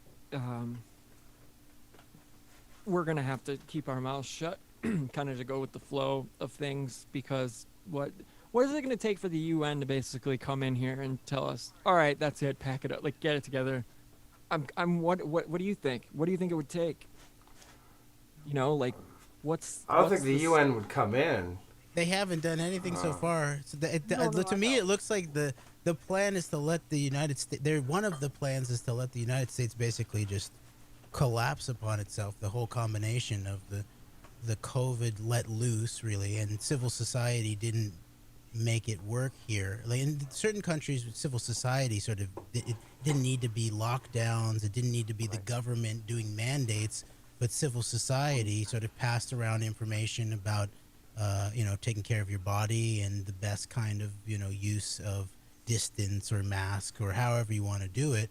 And they got together and knocked it down a lot and didn't destroy their economy as much as we did. And so to me, it feels like this is actually the plan here by some aspect. And the thing about like the financial crises, whenever they are, the 2008 one was a big one. And what's interesting is there is sort of intelligence chatter in the background that it comes in the wake of very dicey things at the end of the George W. Bush administration, where you have nukes going missing from Minot Air Force Base in the Dakotas. Yep. Real massive stuff that doesn't happen. It doesn't happen unless it's a plan and someone stole it, basically. The highest levels of like U.S. Air Force nuclear, you know, forces, Stratcom, Broken Arrow, Broken Arrow, yeah. Broken Arrow. We're gonna bring you rocket. So that happened in 2006, 2007, maybe 2007, and at the same time there was a woman who was formerly on the National Security Council named Gwyneth Todd. She's now gone. She's now lives in Australia. But she was at the time in Bahrain, I think, and working with like the Navy, and looked to have been framed actually in a run-up to a potential false flag operation in that exact same time period, 2007-ish. It's basically a Dick Cheney operation, it looks like. And of course, Dick Cheney's office was the closest that was connected to the Office of Special Plans at the Pentagon, the sort of terrorist cell attachment run by Doug Feith and the neocons at the Pentagon. It was then attached to the Israeli government under Sharon, where they were also running parallel sort of information warfare in the run-up of the Iraq War. So that then runs up to 2008, which looks to have been also, you know, these economic these are sort of deep economic events of some sort that of course wealth doesn't actually just disappear. Like, okay, the stock market goes down, right? So, but where does the actual wealth go? It's redistributed to the shitheads like J.P. Morgan, who got the fucking, you know, 2 days before the crash or whatever, that collected all that up, you know what I mean, or bought all those, and then, oh, here's we make, you know, 90 cents on the dollar, you know, pay the fine, you know what I mean, like whatever, we'll just keep doing it. But there is no wealth really, except for like, but no, with what's happening with Bitcoin right now, I can get a gauge on what's happening, because just from looking at that and seeing it's 16, it's over 16 now, and over the summer it was 9. It was like hovering on 9. It was like 8 to 9, whatever. So I mean, double your money, whatever. And if you kind of look at it through that lens, it's like, okay, we see who's hedging against the fiat shit dollar. You know what I'm saying? Like, so, and no real heavy amount has gone in, you know, with a whale purchase, so to speak, either. No huge whales yet. So that tells me everybody's still in on the fiat currency, which is fine, good. That's whatever. Do whatever you're gonna do with that. But which is also a tell on this is how far away, you know, you can always gauge it by prices and what it matches up to and what they think is gonna happen. I don't know what really happened with the Chinese dollar crashing on election night. Did that happen? Yeah, it crashed. Oh, interesting. Mm-hmm. And then it went, you know, it balanced itself back out, I guess. But yeah, it's a weird. I just don't know. It just feels like all of it just negative. Don't give us anything positive. But I mean, obviously, we know that if Trump, I don't see him win. There's no path here. I don't think he won the election. I don't either. You know, but you know what's interesting is Rove is the indicator. Once this sort of like hardcore Trump networks started, like Flynn and his lawyer, and that network started going heavy towards the not just voter fraud but election fraud, like machine rigging. Karl Rove went totally silent and then basically says, "Oh no, I think Biden got it this time," you know. And so that's suggestive that Rove actually did do some rigging, and he wants no one looking into anything involving anything voting machines, whether Dominion or ES&S. The Trump folks are now looking into ES&S. So I don't know. My sense is that it was probably rigged in the other direction, and that this Trump move is actually potentially. It's bifurcated. It's potentially dangerous in terms of the move that he made at the top of the Pentagon, and he removed the head of the National Nuclear Security Administration. She used to have been in charge of the DOE has a secret nuclear bomb squad called NEST, Nuclear Emergency something technician something, and they were out of the country on September 11th actually for the first time in 3 years. That's one way. That's another sort of area of evidence of some of these events, like even the Kennedy assassination. Certain key people are out of the country, are sent out of the country. And we know that's what jets weren't scrambled. We know because they couldn't have been scrambled because he kept each, like the way that the Bush administration or Cheney's, you know, direction from what it appears to be. Oh yeah. Yeah. How they changed. I think in the summer of 2001 there was a change via Cheney and Rumsfeld in terms of the protocol, in terms of like shoot down protocol of some sort. Yeah, all of it. If you go back and look, it's all it's set up so perfectly so nobody could. So even if they were to have scrambled, they would never have been able to have, you know, shot these things down. None of it's even possible because they were just so far away from their respective area. One of the very strange scenarios that when we went to DC with We Are Change LA in 2009, I think it was. That was right after Biden actually came to LA, and we got in as press, and I asked him about 9/11, and then the nanothermite paper had just come out. So I just asked him about that and 9/11 treason, and when he and Obama were going to ask the Department of Justice to do an investigation. And the whole event shut down, and the Secret Service created a perimeter. But it was interesting. He took the paper into his hands and everything, and then soon thereafter, we went to. He handed the paper back to me. It's so weird. Now I'm thinking. I remember when we were on the way back to the car, I made a joke about how the reporters were saying, you know, will you keep it on topic? Like they were angry with me because we were supposed to be talking about public housing, and I linked it into public housing. But I said, don't we, in order to do proper public housing, don't we need to have rule of law and justice around 9/11 or something like that? And you know, it was adjacent, but it was fair. It's the scrum, it's the press pool, and I was making a joke on the sidewalk on the way back to the car. I was like. Will you keep it on? I was like, Vice President Biden, we just had a report that the CDC has released a plague that's going to kill 5 billion people. Will you keep it on topic?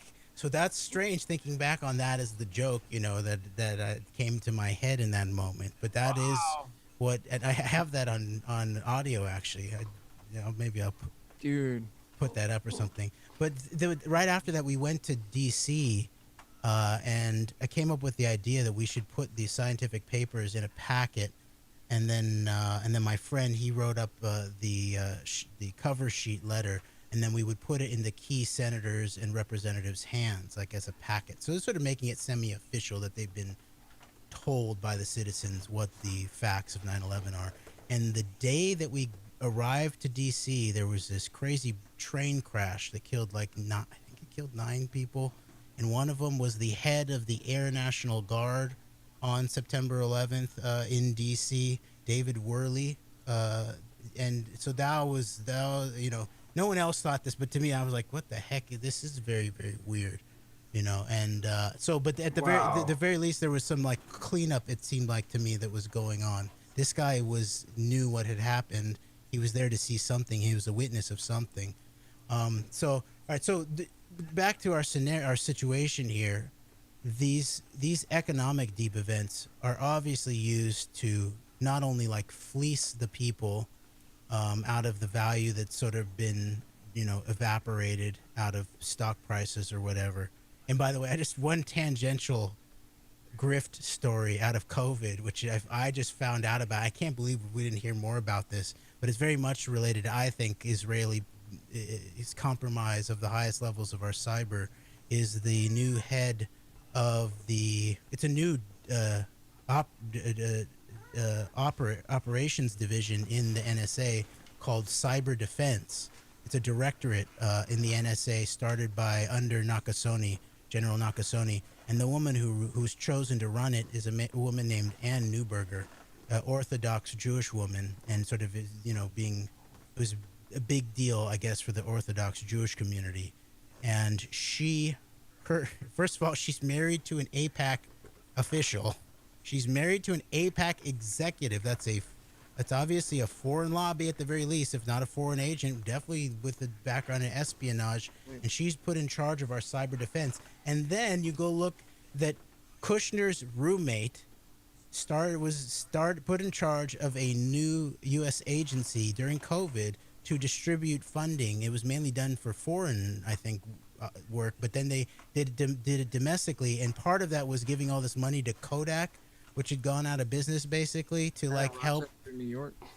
Yes, it is. Yeah. And then so they were then alleged to have been lent hundreds of millions of dollars to participate in developing either therapeutics or vaccines for COVID. I'm not sure, out of a film company. I don't know. What? But so this Neuberger and Neuberger's parents, her mom and dad, had bought up $3 million or $6 million in stock from Kodak, they'd actually purchased a large percentage of it, and then $6 million of it right as this loan went through, and it goes 30x in a few days, the Kodak stock. Wow. And in the day of the sort of 30x, so their 6 million goes to 180 million. They put it into this newly created, it looks like, Orthodox Congregation Front Company to keep it out of the taxes. And we haven't heard any of this. I mean, there's a article in Mother Jones by David Korn that sort of puts the daughter's position in parentheses in the middle of it, titled "The White House Kodak Controversy Has a New Angle: A Billionaire's Huge Stock Gift to a Synagogue." And the subtitle has nothing to do. And the daughter is the new head of NSA Cyber Defense, who's married to an AIPAC official. What the fuck? This is some crazy shit. And then the deeper background, I won't get into it, but the article's titled "The Mitzvah Factory" by Roddy Boyd in the Foundation for Financial Journalism, and it shows the deeper background of her dad's company that he started with the brother. It's real. It's some shady stuff going on. So that's sort of what I'm concerned about right now in this transition, is it looks like, especially more and more, everyone's starting to hear about the dangers of the transition. This is like what happened with 9/11. The 9/11 Commission told us all of this. This happened, with Bush v. Gore. Michael Chertoff, who's intimately involved in at the very least, the wake of September 11th, and not criminally investigating September 11th as the head of Criminal Division Justice, and he's on mainstream media, or at least video of it, talking about the dangers of this transition. So I am concerned that there's this bifurcated possibility with Trump where they actually go for the gusto and sort of deploy the shock troops and really try to sort of delay the situation to where the count is not even sort of seen as valid anymore, and we don't know actually what happened or something like that. And the head of this, replacing the National Nuclear Security, and then also the head of the Pentagon, the group right underneath there, Tata and Ezra Cohen Watnick, and these guys. Tata himself bragged about being on the ground in Gaza with the IDF. People don't even think it's true because it's so outrageous for a U.S. Military official to be on the ground in Gaza. They think he might be just bragging or lying about it. But at very least, it shows his close intent. And right now, there's a lot of activity starting to brew in the Middle East. And all of these guys that Trump put at the head of the Pentagon right now are serious Iran hawks. So my concern is either in war, right? Yeah. Yeah, and then he can't, because we're at wartime, you don't change the president. That's kind of my biggest fear. Yeah, so either like they actually sort of get something going and maybe Netanyahu or UAE, someone in the Middle East sort of sparks it and then we're drawn into it.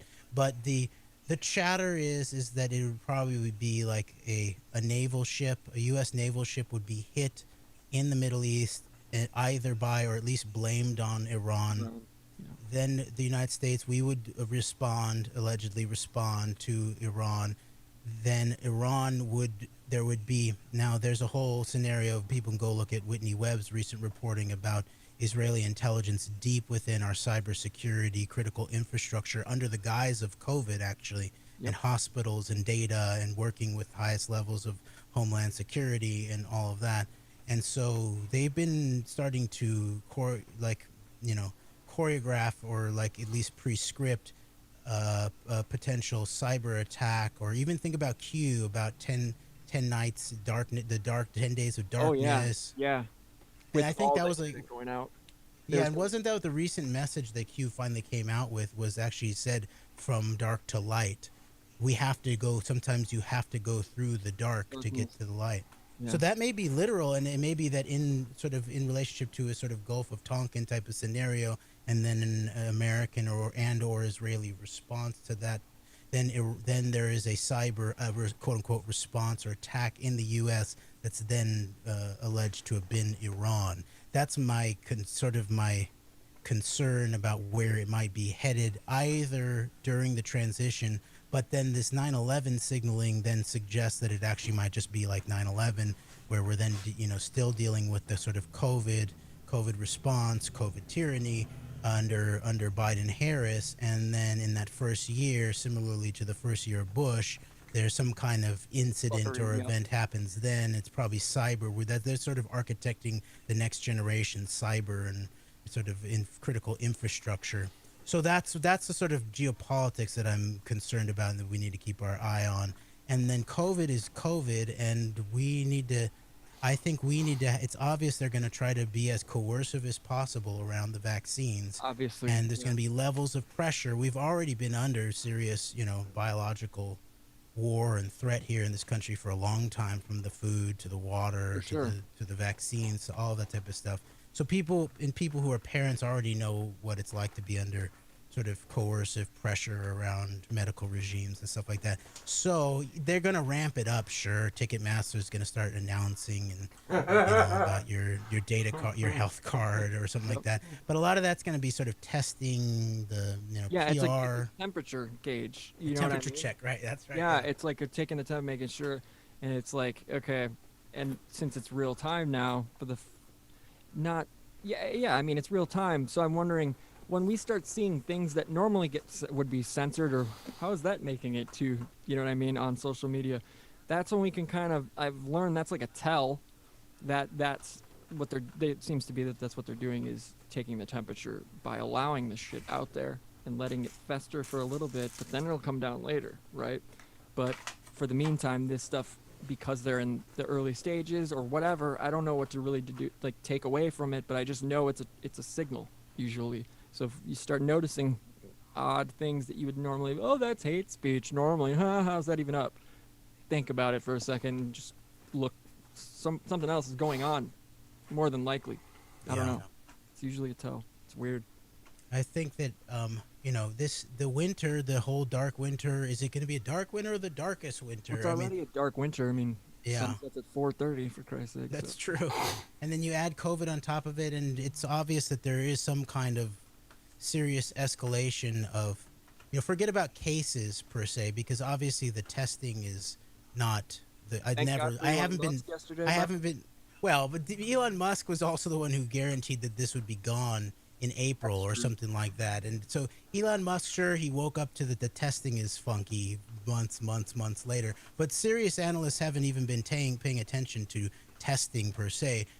We've been paying attention to the what the nurses have been saying on the ground and what families in relationship to people who have had severe cases are saying about their situations, not only including death, but also including long-term brain stuff, testes stuff, organ stuff. This, in some ways, it looks like a airborne, immune system disease of some sort. It's really, and it's interesting that hydroxychloroquine is used with lupus, whereas it's also an effectuator. It's an ionophore of zinc in a way that works to help deliver zinc to the intracellular space to basically help knock out the virus. So I think we need to not get stuck in the sort of like lockdown anti-mask stuff, but actually help. Yeah, it's a silly hill to die on, because to me it looks like there's a serious plague happening. Sure, it's not Ebola. It's not, And we should also be reasonable about, like, it's not an either or. It's not like sort of like maskologists, like, or people who make a religion out of masks, because it is probably the case that, like 1918, that some of the bacterial infections that came on top of the viral stuff probably was related to bad mask hygiene. So to me, from the very beginning, I've been actually putting forth like DIY salt masks, which actually work to destroy the virus because of its crystalline. The sort of virus can get sort of denatured by the spikes in a properly prepared salt-based crystalline structure. You can also use like actual antivirals like copper sulfate, stuff like that. You can research how to make things work for yourself. And so I think that we don't want to either go sort of either way, absolutist, and at the same time talk about maintaining our own immune system, the basics, the vitamin C, the vitamin D, the zinc, even like bone broth, real bone broth, not Alex Jones freeze-dried crap, but like actual bone broth. Right. With organic cider vinegar and sea salt and stuff like that. It can be very healing in the case of difficult, stuff like that. And so, and it's interesting that even the guy, he's not the head of the CDC, but the head of one of the health agencies. He even said at some point, he's like, the mask is actually more effective than the virus may ever be in terms of actually defending you potentially and defending others. He said that. And so that's something actually to take advantage of, I think, especially as the evidence begins to come out of how potentially fraudulent the presented science related to the novel vaccines and mRNA. And meanwhile, like the actual American civil society needs to be pushing serious, pragmatic, reasonable alternatives that also are not about locking down the entire society and entire economy, but being responsible and being smart, both for yourself and for others. And so I think that is going to be the big battle next year of every individual, obviously, and then ongoing geopolitical battles depending on how this whole Trump-Biden thing resolves. Right. Yeah, I think that feels right to me. I mean, the whole I've never taken the stance of I don't believe that this is a thing, kind of, you know what I mean, like, or whatever, that there's no such thing as viruses either. I've also been critical, but I've had friends, I'm not going to keep bringing it up, but yeah, one of my best friends, whatever, kind of thing, like, yeah. So, I don't know. I mean, either way, I think it's a smart point. But how about the comedian known as Andy Kaufman? Oh yeah, we won't even play here. No, but the thing is to make it, yeah, right. No, I think it's important though what you said. It's super important to not. It's not an either or situation. It's not. You know what I mean? It's not that clear cut.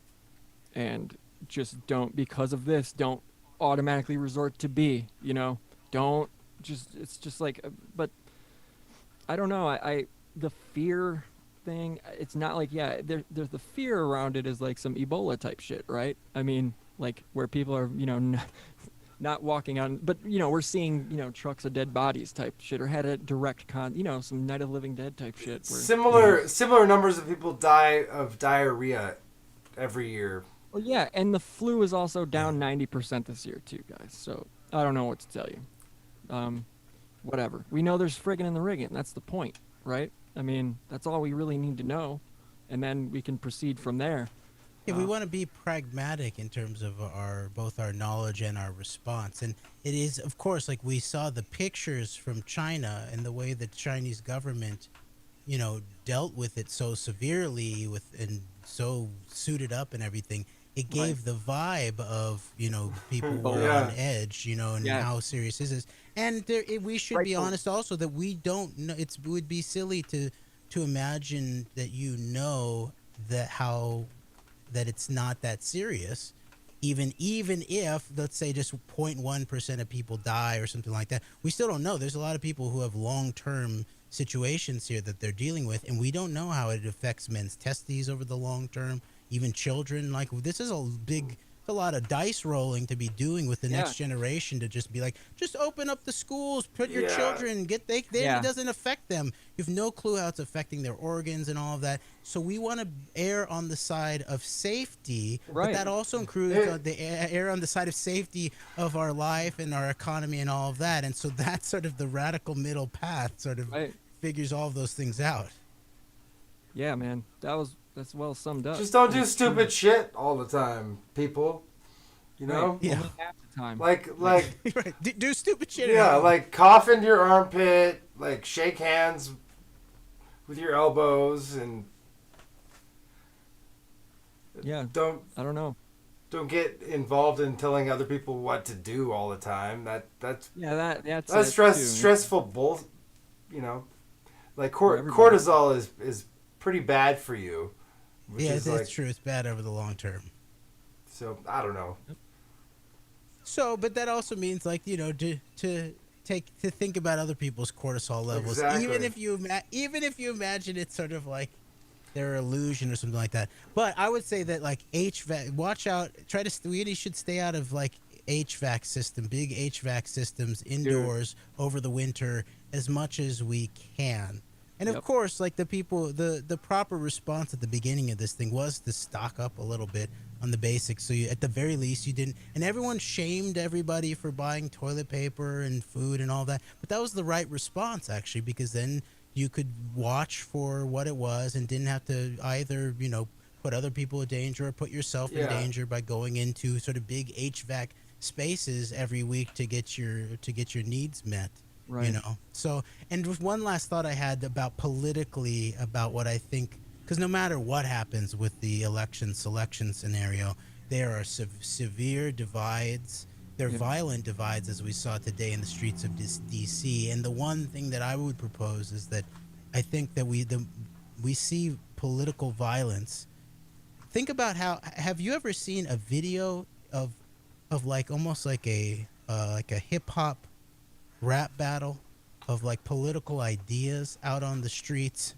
How many videos have you seen of like people clocking people and, like, you know, taking them down and all that? I haven't seen a single video of like InfoWars versus the left on a debate, like, you know. And so what I would propose, and one of the things that I learned being a hip hop teacher to young people, even though I wasn't a very talented teacher in general, I could understand how powerful hip-hop was as an expression. And so I almost imagine that our situation is similar to what hip-hop culture faced as a solution to the weapon, the crack warfare against, sort of, the Bronx and all of that in the sort of 70s and 80s, and that the response was, let's turn, the Puerto Rican on black, gang violence, let's turn that to banging on wax or banging on cardboard or banging on brick walls and all of that kind of stuff.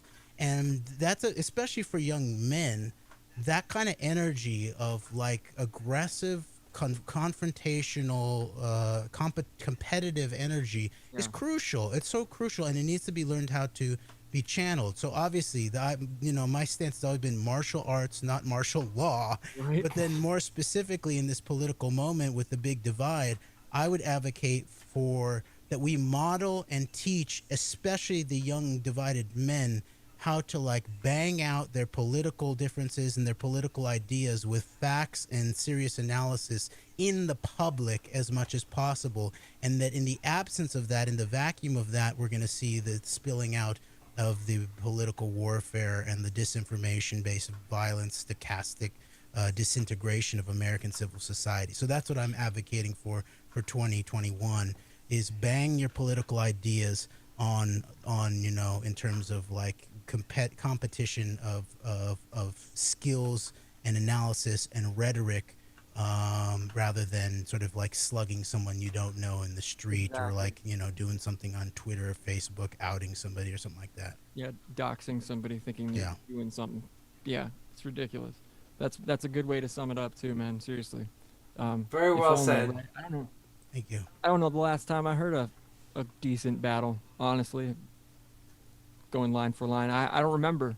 I mean, maybe. Yeah. I don't know what's going on what station is that in New York? What is it? Isn't that the Breakfast Club? Don't they run that station now? Yeah. Yeah. Hot 97. Hot 97. That's right. Hey, I heard a rap battle tonight actually. I was working and at work, the city built a homeless camp, like, and put it right down by my work. So like all these folks like do the walk down the street from the 7-Eleven store to the homeless camp, like every night at the curfew time.